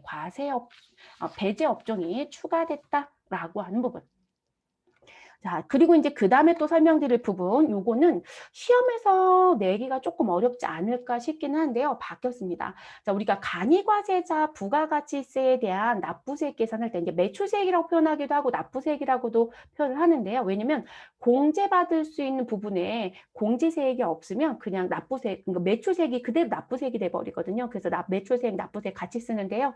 그거 계산할 때 간이과세자 같은 경우는 우리 공급대가 곱하기 업종별 부가가치율을 곱하고 거기에 부가가치세 몇 프로? 10%예요. 그러면 거기에 곱해지는 업종별 부가가치율이요. 기존에는 5%부터 30% 구간으로 움직였었습니다. 근데 이게 바뀌어요, 여러분. 몇 퍼센트에서 15%에서 최대 40%까지. 그래서 사실상 기존의 간이과세자 적용을 받아서 진행했던 분들이 부가가치세율이 상향 조정이 됐기 때문에 뭐 모두 다 그렇진 않지만 사실상 납부해야 되는 부가가치세가 더 늘어날 것으로 예상이 돼요. 네, 예상이 되고요. 사실 이거 제가 다른 업 하나 가지고 계산해 봤더니 늘어나는 업이 있어요. 전부 다 그렇지는 않더라고요. 그래서 늘어나는 업이 당연히 있을 거로 보여지고요. 그리고 기존에 숙박업 같은 경우에는 여기 제조업에서 통신업 쪽에 같이 있었어요. 숙박업이. 그런데 숙박업이 별도로 빠져요, 여러분. 그리고 재밌는 건 제조업이라든지 농업, 임업, 어업 요 부분에 대한 건 20% 그대로 유지가 됐는데요. 숙박은 상향 조정이 됐어요. 25%. 그러니까 숙박업 하신 분들은 기존보다 부가가치세를 더 많이 낼 것으로 보여집니다. 그래서 이제 그런 부분. 그리고 이제 앞에서 업이 추가가 됐잖아요. 배제 업종이. 그거로 인해서 이 구조가 또 바뀌었습니다. 네, 구조가 좀 바뀌었고요. 그래서 우리는 최소 몇 프로? 15%부터 최대 몇 프로? 40%에 대한 부가가치율에 대한 부분으로 곱해서 부가가치세에 대한 매출세액 또는 납부세액을 계산한다. 이렇게 보시면 될 것 같습니다. 그리고 이건 통계자료에 의해서 국세청에 고시하는 거예요, 여러분. 뭐 아무 근거 없이 고시하지는 않습니다. 그래서 상향 조정이 됐습니다. 그 다음으로 또 넘어가 보도록 할게요. 자, 17번째. 자, 간이과세자의 세금 계산서 등 수치, 세액공제 산정 방식에 대한 변경이 있다. 자, 이건 무슨 얘기냐면요. 제가 조금 전에 말씀드렸을 때 이렇게 말씀을 드렸어요. 원래 간이과세자 같은 경우엔 내야 되는 납부세, 이 납부세액이라는 표현을 써요. 근데 납부세액 또는 매출세액이라는 표현도 쓰고 있고요.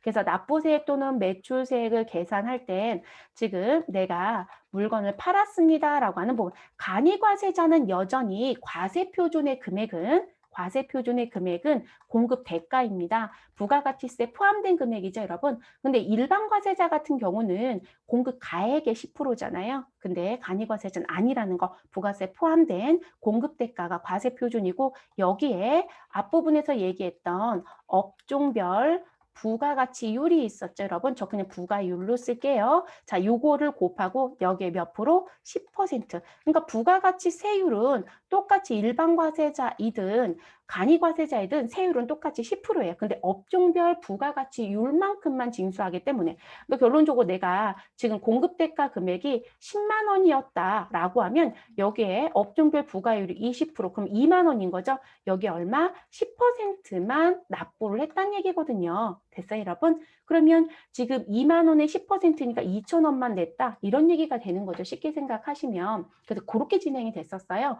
그리고 여기에서 우리 무엇 할 수 있는 거? 아, 공제받을 수 있는 거. 그래서 우리 세액공제에 대한 세금 계산서라든지 뭐 신용카드 등에 대한 걸 수출하게 되면 우리는 세액공제 부분이 있었단 말이에요. 그럼 이 공제세액에 대한 부분이 있었는데 이 공제세액이 기존에는 어떻게 되어 있었냐면 위에 있는 거. 그래서 이 세액공제 산정 방식이 매입세. 그러면 매입세액이란 건 뭐냐면 이 공제세액을 제가 직설적으로 말씀을 드리면 내가 매입하는데 7만 원 주고 샀어요. 근데 그 7만 원에 부가가치세가 별도여서 7천 원이 발생됐어요. 라고 하면 기존에는 어떻게 했다? 아, 7천 원에 곱하기, 그러니까 그냥 세액을 가지고 왔어요. 그리고 업종별 부가율 제가 몇 프로 적용했죠? 20%. 그러면 20%만 무엇 해주겠다? 아유, 공제해줄게. 이렇게 얘기했어요. 세액 공제를. 됐어요, 여러분? 그러면 얼마 공제 받은 거예요? 우리는 1,400원. 이렇게 갔다는 얘기거든요. 근데 이게 변경이 됩니다.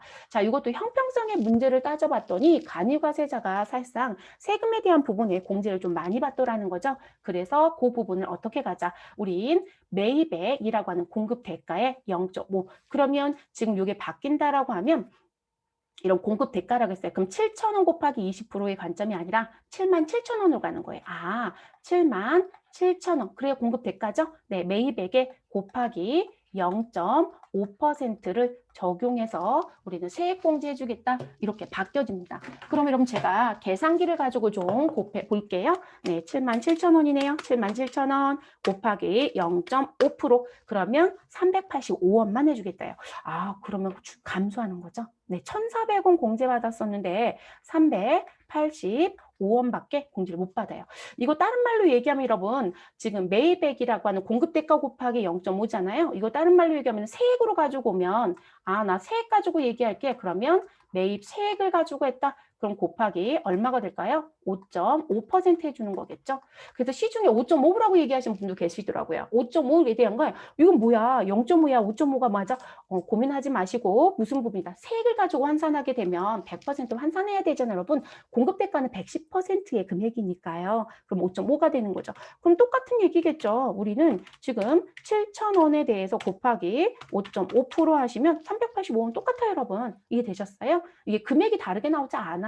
그래서 5.5는 세액을 가지고 환산했을 때 나와져 있는 용어라는 거. 그래서 이게 바뀌어요, 여러분. 그래서 기존엔 업종별 부가가치율을 가지고 계산했더라면 우리 2021년도 7월 1일자부터는 매입액이라고 하는 공급대가 곱하기 0.5%이다. 세액을 가지고 얘기했을 때는 얼마가 된다? 5.5%가 된다. 됐을까요? 그래서 이 세액공제 산정 방식이 바뀌어요. 이거 이론으로 내기 딱 좋죠, 여러분. 왜냐면 이런 문제들 냈었거든요. 근데 이거 어떻게 냈었냐면 간이과세자는 매입세 모든 금액을 공제받을 수 있다. 뭐 이런 문구도 제가 봤던 기억이 있어요. 또는 업종별 부가가치율만큼 공제받는다. 이제 이건 잘못된 답이라는 거죠. 네, 그쵸? 네, 그래서 우리는 0.5만 공제받을 수 있다. 그리고 세액으로 얘기했을 땐 5.5%, 그리고 매입액이라고 하는 공급 대가로 얘기할 땐 0.5% 같이 기억하시면 좋을 것 같아요. 네, 공부하실 땐 한꺼번에 같이 가지고 가신 게 좋죠, 여러분.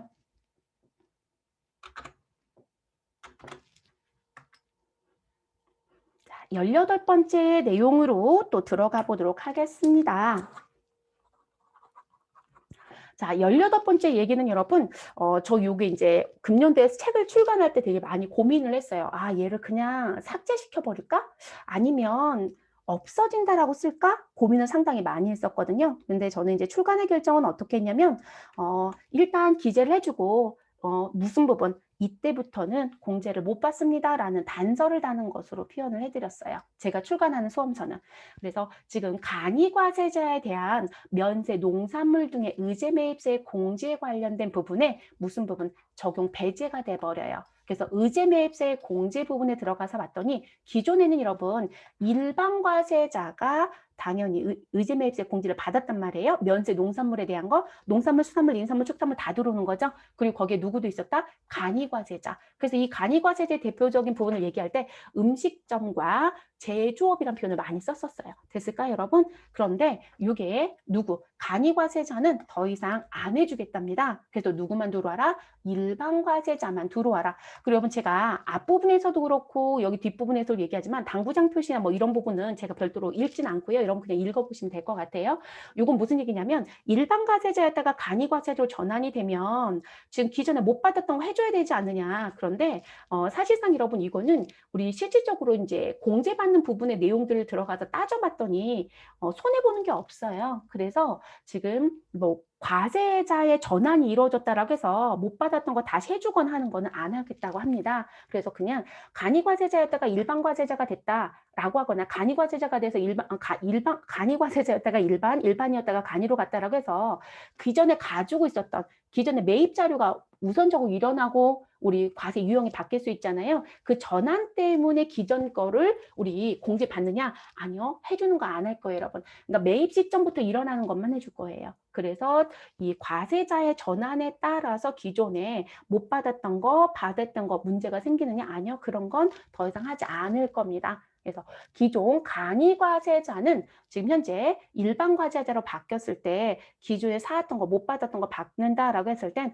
아니 무슨 소리냐 당신은 벌써 4,800만 원 미만자였을 때는 납부 면제자였기 때문에 사실상 다시 추가적인 건 해줄 필요가 없는 거고 그리고 4,800에서 8,000만 원에 해당되는 사람들 같은 경우는 기존에 벌써 혜택을 다 받았더라는 거죠. 왜냐하면 내는 세액에 대한 부분들도 적고요. 그래서 그분들도 중복에 해당이 되기 때문에 더 이상 해줄 의사가 없다라고 합니다. 그래서 지금 현재 간이과세자는 무조건 안 된다. 이렇게 보셔야 될 것 같아요. 그래서 일반과세자만 된다. 그리고 이 법은 언제부터 적용이 된다? 2021년도 7월 1일자부터 적용이에요. 그러면 이렇게 되는 거죠, 여러분. 1월 1일부터 6월 30일까지는 우리 의제 매입이 되는 거예요. 그런데 7월 1일 이후부터는 의제 매입이 안 되는 거예요.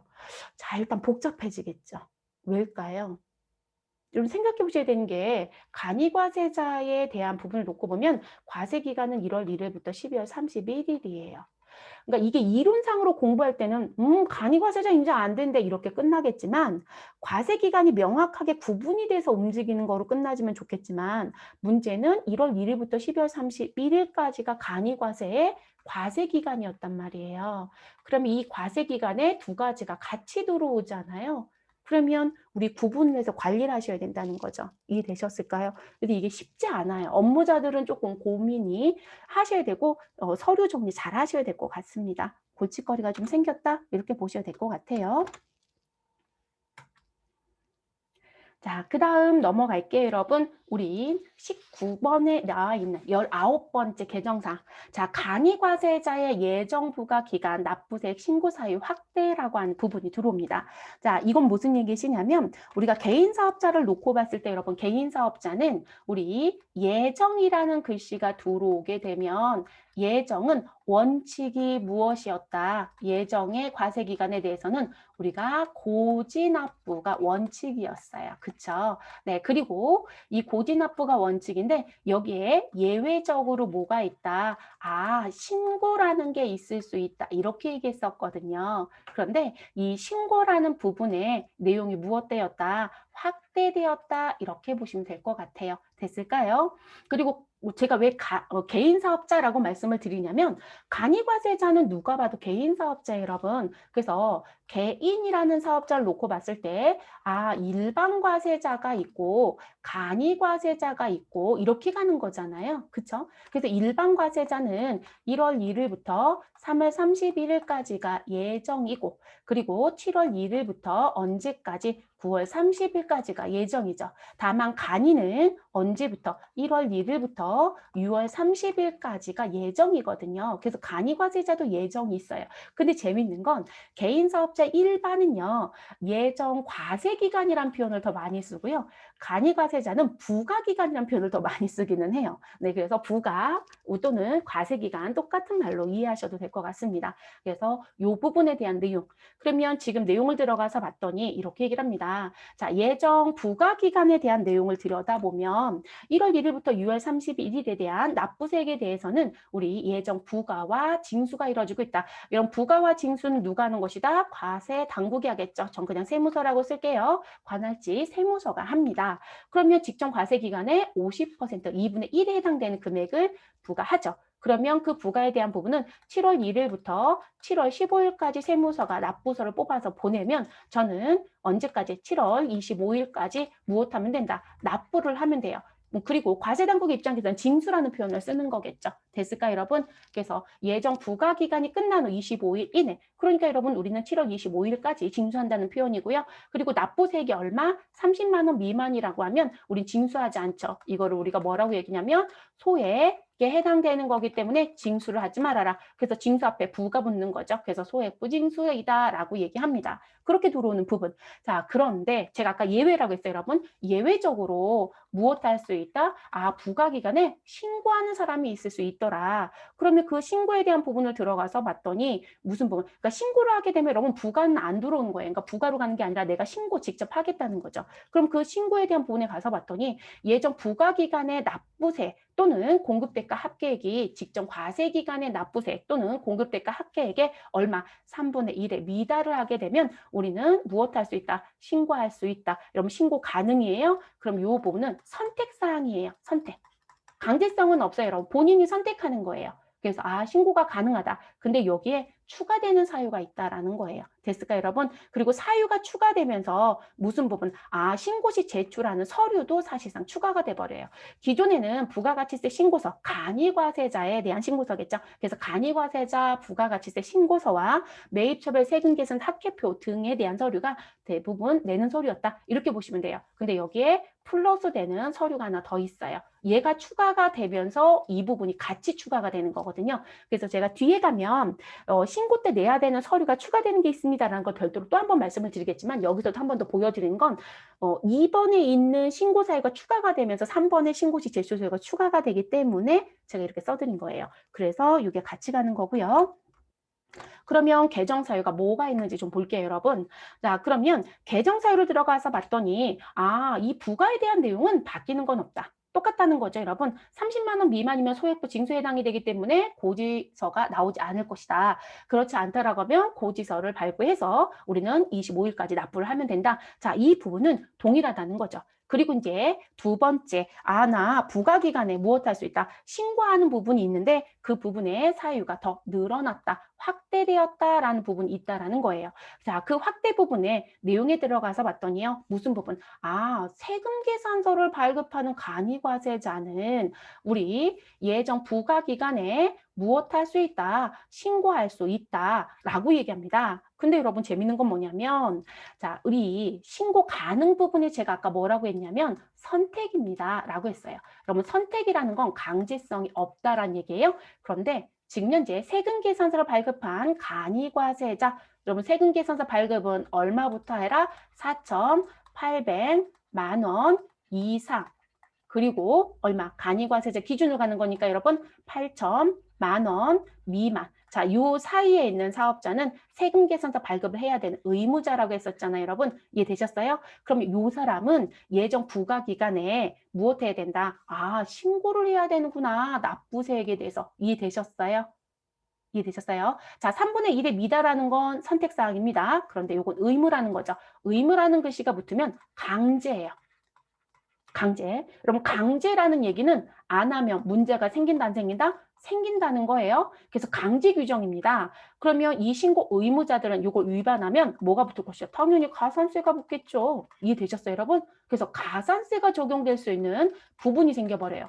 이제 그래서 여러분 간이과세자도 일반 과세자처럼 관리를 지금 더 철저히 해야 되는 상황이 생기는 거예요. 그래서 아주 문제가 커질 것 같습니다. 국세청의 입장에서는 세원의 투명성을 강화시키겠다라고 얘기를 해요. 그러니까 4,800에서 8천만 원 상향 조정을 해서 간이과세자 범위에 들어올 수 있는 사람을 더 넓혀준 건 맞지만 금액이 커짐에 따라서 세금의 발급자도 더 늘려놓고 의무자도 생기고 부가세 신고자도 생겨버린 거예요. 그래서 이렇게 내용들이 바뀌어지는 부분입니다. 그래서 강제 규정으로 기억하실 건 이건 선택사항이 아닙니다. 강제. 그리고 세금 계산서를 발급했으니까 매출처별 세금 계산서 합계표가 같이 동반돼서 신고 서류가 추가가 되겠죠. 됐을까요, 여러분? 이렇게 바뀐다는 거. 그래서 선택인지 강제인지 꼭 기억을 해주시는 게 좋겠습니다. 강의가 조금 길어요, 여러분. 네, 사항들이 조금 많기도 하고요. 자, 20번째. 앞에서 말씀드렸던 거 한 번 더 점검합니다. 아, 간이과세자가 무슨 신고할 때, 여러분, 아까 지금 제가 무슨 부분, 아, 예정부과 기간에 신고자가 생겼어. 이 사람 꼭 해야 된대. 그리고 이 서류도 같이 나가야 된대. 라는 부분이 생겼다는 거죠. 됐을까요, 여러분? 근데 확정신고라고 하는 1월 1일부터 12월 31일에 해당되는 과세 기간에도 서류에 대한 부분의 사항이 추가가 됐다라는 거죠. 그래서 확정신고 시 제출 서류가 추가됐다. 됐어요, 여러분? 그리고 간이과세제 과세기간은 1월 1일부터 12월 31일입니다. 자, 종전에는 무슨 부분이다? 우리 1월 1일부터 12월 31일 거는 우리 다음 연도 1월 25일까지 무엇 하시면 돼요? 신고 납부하시면 되는 거죠. 폐업을 하게 되면 폐업일이 속한 달에 다음 달 25일까지 하시면 되는 거고, 그리고 기존엔 내는 서류는 두 가지밖에 없었다는 거죠. 전 크게 얘기해서 두 가지. 자, 간이과세자 부가가치세 신고서하고요. 매입처별 세금계산서 합계표 또는 신용카드 매출전표 수령 명세서 또는 7월 1일 이전까지는 의제매입과 관련된 서류, 뭐 이런 식의 서류들을 냈었겠죠. 그리고 아, 우리는 영세율 적용받아야 간이과세자도 영세율 적용이 되거든요. 그럼 영세율과 관련된 서류들 뭐 이런 거 냈었겠죠. 그런데 이제 그 서류는 동일하지만 무엇되었다? 추가된 게 있다. 무슨 부분이요? 계속 말씀드리지만 우리는 세금 계산서 발급 의무자가 생겼다. 4,800만 원 이상부터 8천만 원 미만에 해당되는 사람. 자, 그럼 이들이 세금 계산서를 발급해야 되는 의무자가 돼버리니까 우리는 매출처별 세금 계산서 합계표도 당연히 무엇 해야 된다? 내야 된다는 거죠. 이거 이론 문제 내기 딱 좋아요, 여러분. 왜냐면 바뀐 법들의 유의사항이 생긴 거죠. 왜냐면 매출처별 세금 계산서 합계표 제출 제대로 안 하시면 가산세가 나올까요? 안 나올까요? 나와요. 그죠? 그리고 간이과세자는 여러분 세금 계산서 발급을 하지만 이 사람들은 실질적으로 3억 미만자에 해당이 되는 거잖아요. 3억 이상자부터 전자 발급하는 거니까. 그럼 간이과세자가 전자 발급하지 않고 뭐 발급할 수도 있어요? 아, 종이 세금 계산서를 발급할 수도 있는 거죠. 수기로 발급한 세금 계산서? 전자였다면 오히려 괜찮아요. 왜냐면 전자로 발급한 세금 계산서는 세금 계산서 합계표에 대한 제출 의무가 없거든요. 얘는 제출 의무가 없어요. 근데 종이는 제출 의무가 있단 말이에요. 그럼 제출 안 하면 어떡할 거예요? 문제가 생기겠죠. 그렇기 때문에 아주 중요한 서류가 돼버리는 거예요. 그래서 매출처별 세금 계산 합계표 제출에 대한 걸 꼭 체크해서 내주셔야 된다는 거. 그래서 이것도 이제 복잡해지는 상황이 생기죠. 그러니까 체크할 게 자꾸 늘어나고 있다. 이렇게 보셔야 될 것 같아요, 여러분.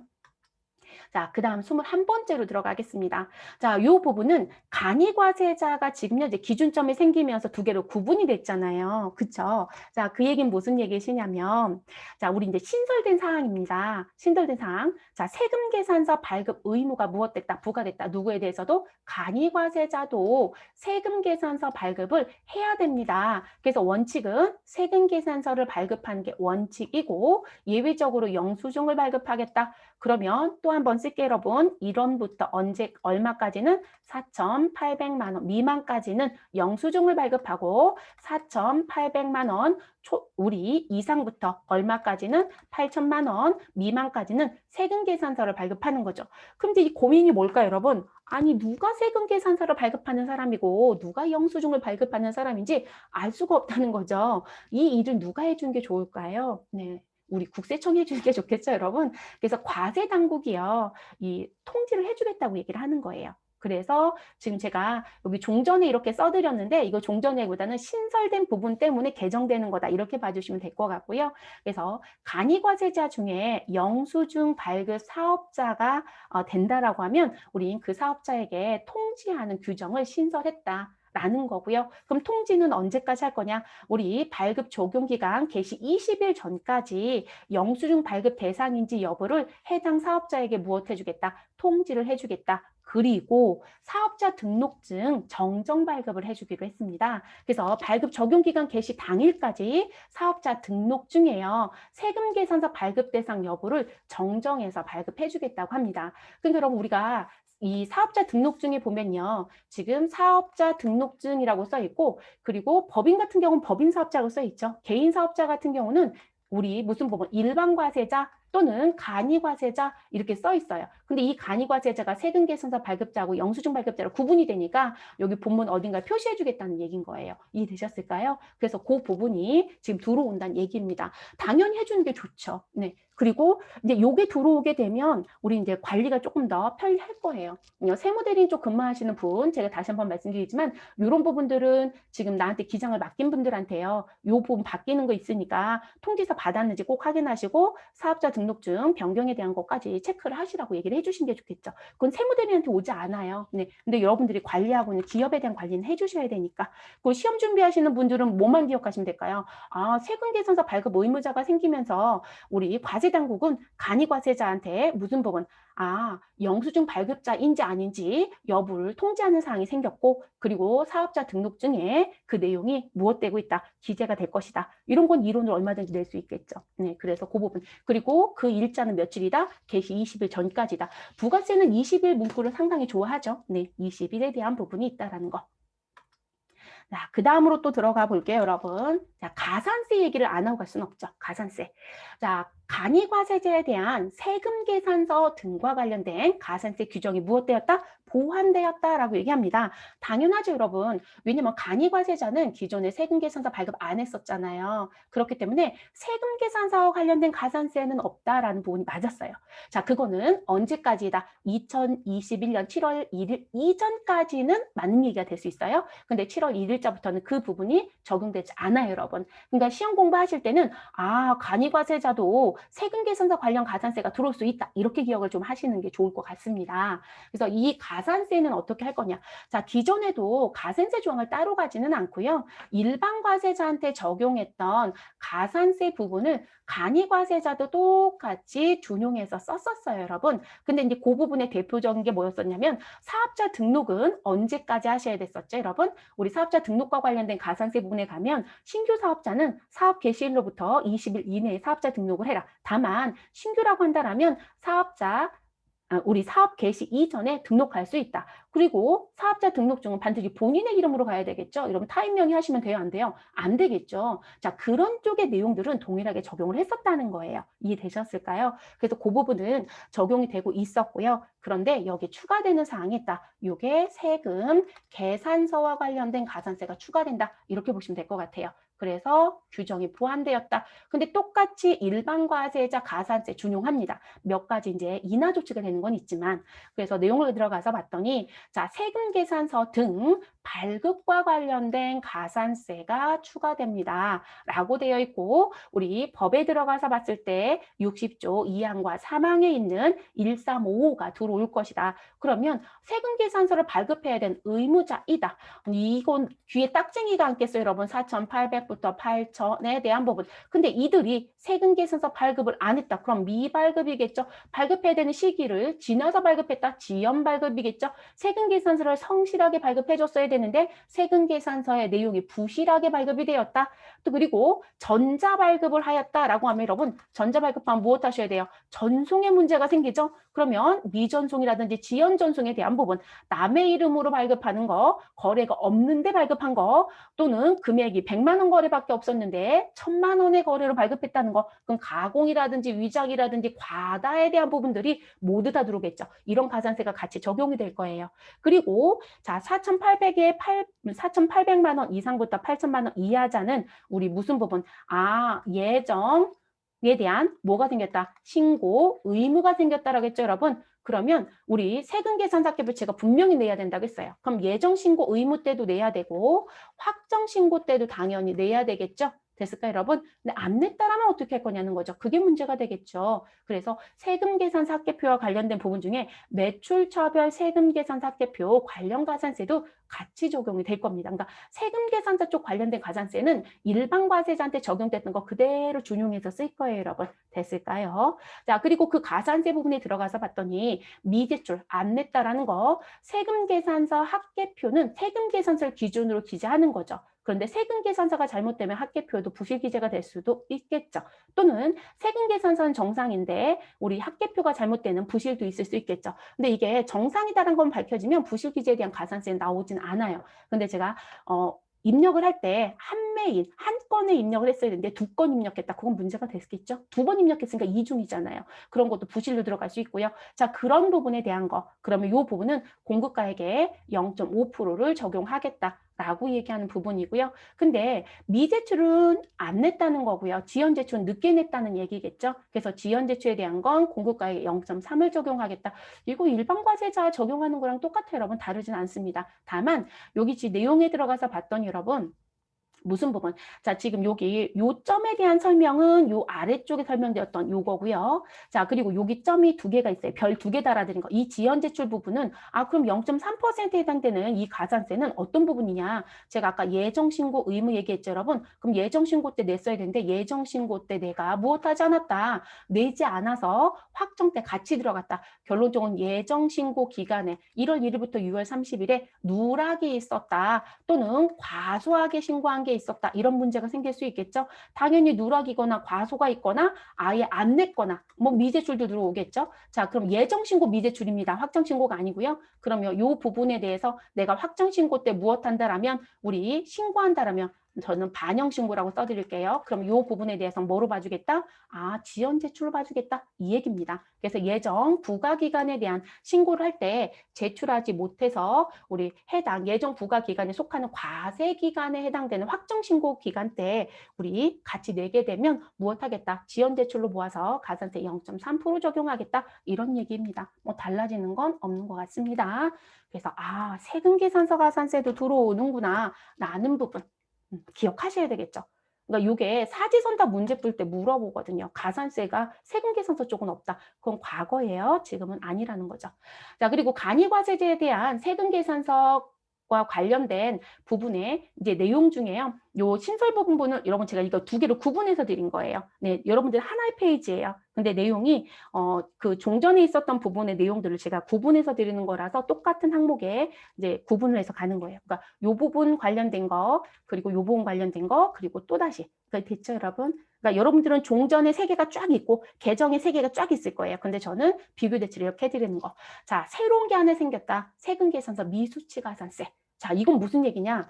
여러분, 세금 계산서 발급자가 있으면 여러분 우리 무슨 부분? 세금 계산서에 의해서 업무를 해야 되잖아요. 근데 이 4,800 이상과 8천만 원 이하자는 세금 계산 발급 의무가 있었어요. 그럼 이 사람도 세금 계산서를 수취할 거란 말이에요. 그러면 이 세금의 수취를 해야 되는 사람이 제대로 수취하지 않았다라면 문제가 된다라고 보는 거예요. 그러니까 세금계산서 발급 의무가 있는 간이과세자가 세금계산서를 발급해야 되는 사업자한테 제대로 세금계산 수취하지 않았다라면 그거 미수치과산세 적용하겠다. 이거 일반과세자들도 적용하거든요. 그래서 나오는 부분입니다. 그래서 세금계산서 미수치가산세라고 하는 건 간이과세자가 세금계산서 발급 의무가 있는 사람이었다라면 숫자가 이 부분인 거 아예 머릿속에 가져가세요. 제가 조금 빨리 쳐서 동그라미가 안 보이지만 그래서 이 부분에 해당되는 사업자는 지금 현재 간이과세자가 세금 개선 발급 의무가 있는 사업자로부터 재화 또는 용역을 공급받고 세금 계산서를 수취하지 않았다라면 당신 가산세 내야 합니다. 이 얘기입니다. 그래서 공급 대가에 얼마? 0.5%. 재밌는 건 뭐냐면 여러분 공급 대가 곱하기 0.5예요. 공급 가액이 아니에요. 공급 대가 곱하기 0.5%. 그래서 이 부분이 신설이 된다라고 하는 부분. 그래서 이거 알아두셔야 되고요. 이해됐을까요? 아, 세금 계산서도 이제 잘 받아야 되는구나 라는 부분에 대한 내용이 들어오는 거죠. 그래서 나온 부분. 그리고 이거 0.5%인데 여러분 이게 일반 과세제였을 땐 가산세가 조금 더 높아요. 네, 그래서 조금 더 완화된 부분으로 들어가져 있네요. 자, 그리고 경정과 관련된 부분. 자, 이 부분도 여러분 세금 계산서 발급 의무제가 생겼잖아요. 그럼 이제 그 부분 때문에 무슨 부분? 아, 내가 세금 계산서를 받았어요. 그리고 그걸 받고 이 부분에 대해서 내가 매입세 공제를 받으러 들어가려고 보니까 그럼 수정신고 들어간다는 얘기거든요. 그러면 경정이라는 게 수정이에요. 그래서 경정에 의해서 우리 공제받는 세금계산서 부분이 발생이 됐다면 어떻게 할 거냐라는 부분에 문제가 생기겠죠. 네, 그 부분에 대한 내용. 근데 이거는 일반 과세자 같은 경우는 1%의 가산세를 적용하고 있는데 지금 이 부분은 인하시켜주고 있어요. 그러니까 하나는 신설, 하나는 인하 이렇게 되는 부분. 그래서 지금 종전의 규정을 본다라고 하면 경정과 관련된 공제받는 세금계산서 등의 가산세는 자, 세금계산서 등을 발급하고 공제받지 않은 이유에 결정이라든지 또는 경정에 의해서 매입세 공제를 받는다라면 결정이나 경정에 의한 부분은 사실상 내가 거부하지 못하거든요. 내가 세금계산서 수취한 게 있었는데 지금 매입세 공제를 안 받았다. 그러니까 소위 말해서 일반 존폐 입력했다. 근데 추후에 과세당국에서 아니 너네 세금계산서 수취한 거 있는데 부가세 신고서에 보니까 이 업체 거 빠졌더라. 자, 이거 다시 들어와 라고 하는 거죠. 그러면 매입과 관련된 거니까 제가 매입세 공제는 받지만 사실상 부가가치세 신고를 성실히 하지 않았다는 부분에 문제가 생겨요. 그래서 그 부분은 가산세 1% 내거든요. 근데 간이과세자도 똑같이 적용이 되는데 그 부분에 대해서는 인하 적용해 주겠다는 거예요. 그래서 얼마? 우리는 1%가 아니라 0.5%의 가산세를 적용하겠다. 그리고 이 부분은 공급 가액입니다. 그러니까 여러분 제가 강조했던 이유가 있어요. 아까 신설에 따라갔던 부분은 공급 대가 곱하기 0.5%예요. 이해되셨어요? 근데 여기는 용 공급 가액 곱하기 0.5%라는 거 조금 다르게 보죠. 네. 그래서 이렇게 인하가 되었다라고 알아두시면 되겠습니다. 그리고 이제 23번째 내용으로 넘어갈 건데 여러분 이 부분은 시험의 출제는 조금 벗어날 것 같기는 해요. 네, 요건 왜냐면 지금까지 냈던 시험 문제가 이 재고 매입세액이라든지 재고 납부세액에 대한 부분은 집중적으로 내지는 않았어요. 제가 지금 강의하는 그런 자격증에서는 크게 내지 않았던 걸 제가 기억은 하고 있어서. 자, 재고 매입세액과 재고 납부세액의 산정 방식의 변경은요. 이것도 일반 과세자가 간이 과세자로 바뀌면서 또는 일반 과세자가 간이 과세 또는 간이 과세자가 일반 과세 이렇게 전환되는 과정 중에 나오는 문제예요. 그래서 나오는 부분. 그러면 이건 무슨 얘기시냐면 지금 요거 일단 두 가지를 보여드릴 건데 여러분 하나는 가산글씨가 있고 하나는 공지글씨가 있을 거예요. 근데 그 내용을 보실 때 어떻게? 간이과세자에서 일반과세자로 전환했을 때 일반과세자에서 간이과세로 전환했을 때 나오는 조항이에요. 그럼 지금 내용을 좀 보신다라면 뭐가 개정이 되냐면 종전에는요, 과세 유형이 전환이 됐을 때 우리가 간이에서 일반으로 전환이 되면 제가 앞에서 수업할 때 여러분 20% 얘기를 했으니까 20%를 계속 끌고 갈게요. 그러면 지금 저희가 기존에 간이었을 때 몇 퍼센트만 공제를 받았냐면 20%만 공제를 받고 재고가 있는 상태에서 이건 재고품이라고 하는 거니까요. 재고가 있는 상태에서 재고품이 있는 상태입니다. 있는 상태에서 간이에서 누구로 바뀌었다?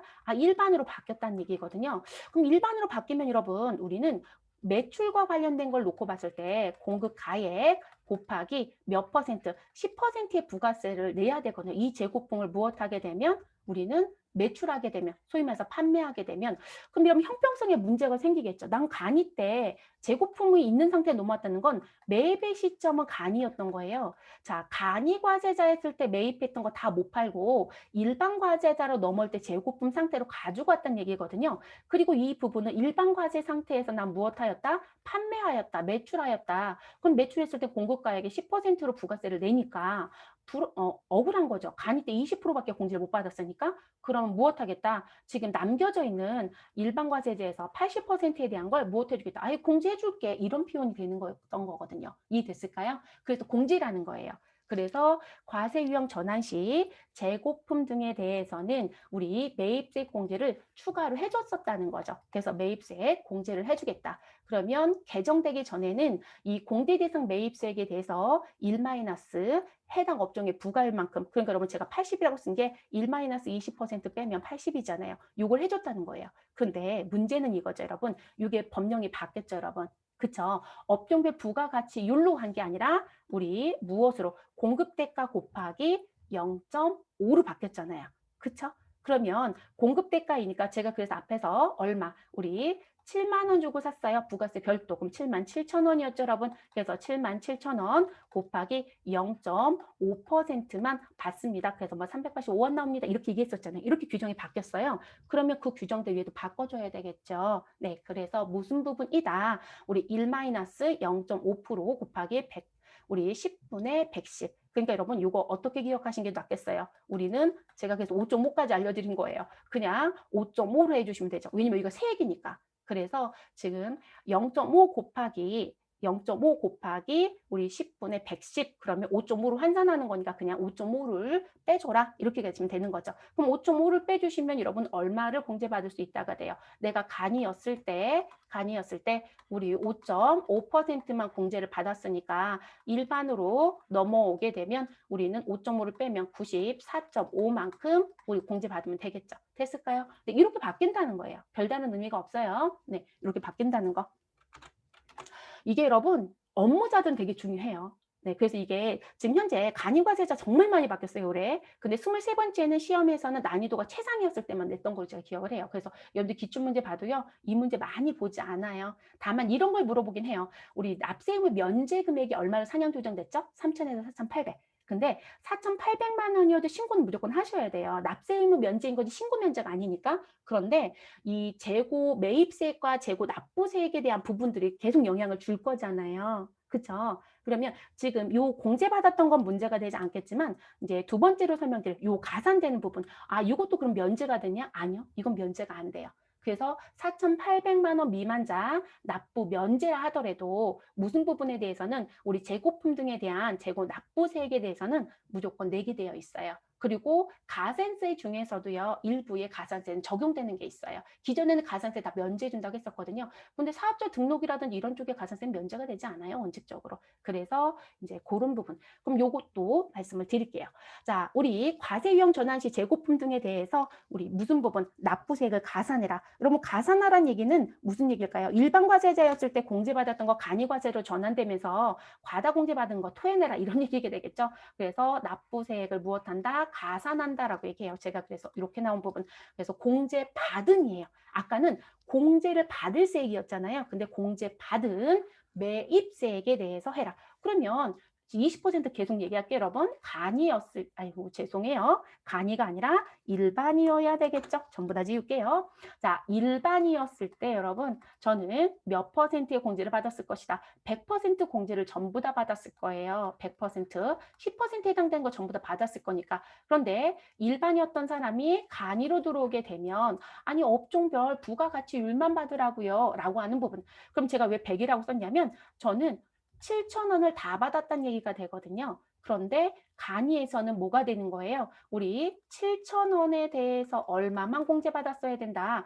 아니 20%만 공제받았어야 되거든요. 이렇게 얘기하고 싶은 거겠죠. 20% 됐을까요? 그러면 얼마만 받았어야 돼요? 1,400원만 받았어야 되잖아요. 이해됐을까요? 그러면 결론적으로 여기 100으로 받았던 거에서 토해내야 되는 부분이 있는 거죠. 그래서 무슨 부분? 우리는 이 20%만 공제를 받아야 되는데 당신이 100%를 공제를 받았으니까 과다 공제 받은 거 얼마? 80%만큼은 무엇해라? 다시 토해내세요라고 하는 부분이 되는 거죠. 그래서 우리 80%인 5,600원을 우리 무엇해야 된다? 부가세 신고할 때 가산해서 내야 되는 거거든요. 이해되셨어요? 그래서 여기 20%뺀 80%를 다시 내라. 이런 얘기예요.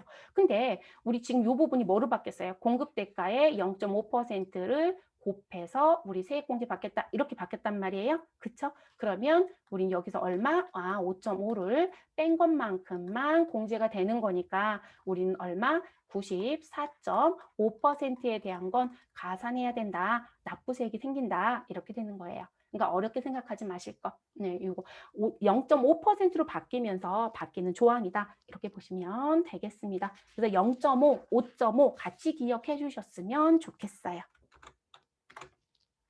이제 마지막입니다, 여러분. 이 부분은요, 외우실 필요는 없고요. 왜냐하면 시험 문제 풀 때요, 특수한 경우들이 아니면 이거 시험에 직설적으로 내는 분들은 없어요. 이론에서는. 그리고 전산 실무 같은 경우는 아예 논란거리가 되는 부분들이 있어서 무엇 해줘요, 여러분? 시험지에 써주죠. 몇 퍼센트로 가정한다? 이렇게 써주죠.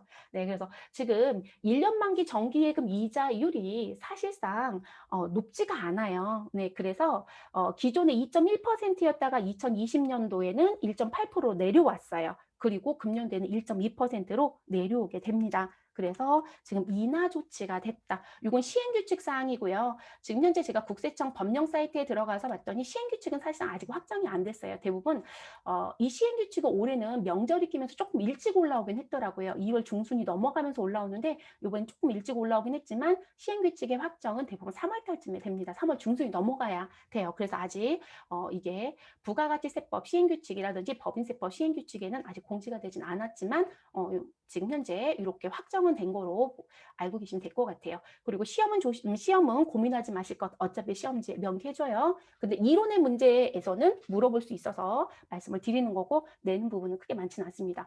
그리고 이게 부가가치세법과 관련된 시행규칙 또는 법인세법과 관련된 시행규칙이 왜 같이 적용이 되느냐라고 하신다면 부가가치세에서는 부동산 임대사업자의 과세표준 산정에 간주임대료가 들어가잖아요. 근데 그것 때문에 들어가는 거고요. 그리고 법인세 또는 소득세 부분에 가시면 부동산 임대사업자의 간주임대료 계산이 있죠. 근데 그건 부가세하고는 관련이 없어요. 따로 계산하는 거니까. 그래서 내가 보증금을 받았다라면 우리 건설비 상당액 해당되는 부분에 차이만큼을 빼고도 남은 금액이 있다. 그러면 그 부분에 간주임대료가 있는 것처럼 보아서 우리 입금산입 또는 우리 수익금액에 산입하는 조항이 있어요. 그것 때문에 이 조항이 같이 다녀요, 여러분. 그래서 법인세에도 영향을 받고 소득세에도 부가가치세에도 영향을 받습니다. 근데 우리가 기중에 가장 먼저 보는 건 부가가치세 쪽에 부동산 임대사업자의 간주 임대료 산정에 1.2%가 적용이 돼요. 그래서 이건 부가세 쪽으로 제가 보여드린 부분입니다.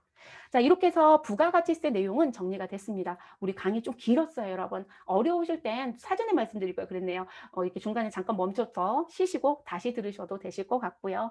네, 그래서 이 세법 개정 부분들은 내용이 조금 많이 바뀌기도 했고 자격증 관련된 부분에 대해서만 제가 이제 설명을 드린 부분인데요. 여러분들이 그런 거 숙지하셔서 한 번 더 점검하시면 되지 않을까 싶어요. 그리고 이제 부탁드리고 싶은 건요. 여러분들이 이 시험 공부를 하실 때 시험 목적상 부분입니다. 시험 공부를 하실 땐 내가 적용의 범위가 어디까지 들어오는지 가장 좋은 방법은 세법 개정이 반영된 도서를 구입해서 수험서를 구입해서 보시는 게 가장 좋은 방법이고요. 그렇지 않고 기존에 구입했던 뭐 퍼펙트 전산세무 2급 또는 퍼펙트 전산세무 1급 교재를 가지고 내가 4월 달 시험을 준비할 예정이다. 왜냐면 3월에 여러분들이 2월 달 시험에 떨어지셨을 수도 있잖아요. 또는 2월에 불가피하게 일정이 있어서 못 보셔서 4월로 연기했다라면 반드시 개정된 사항을 반영해서 보시는 게 좋을 것 같습니다. 됐을까요? 네, 고생들 많으셨고 저는 또 다른 강좌로 여러분들 찾아뵙도록 하겠습니다. 수고들 하셨습니다.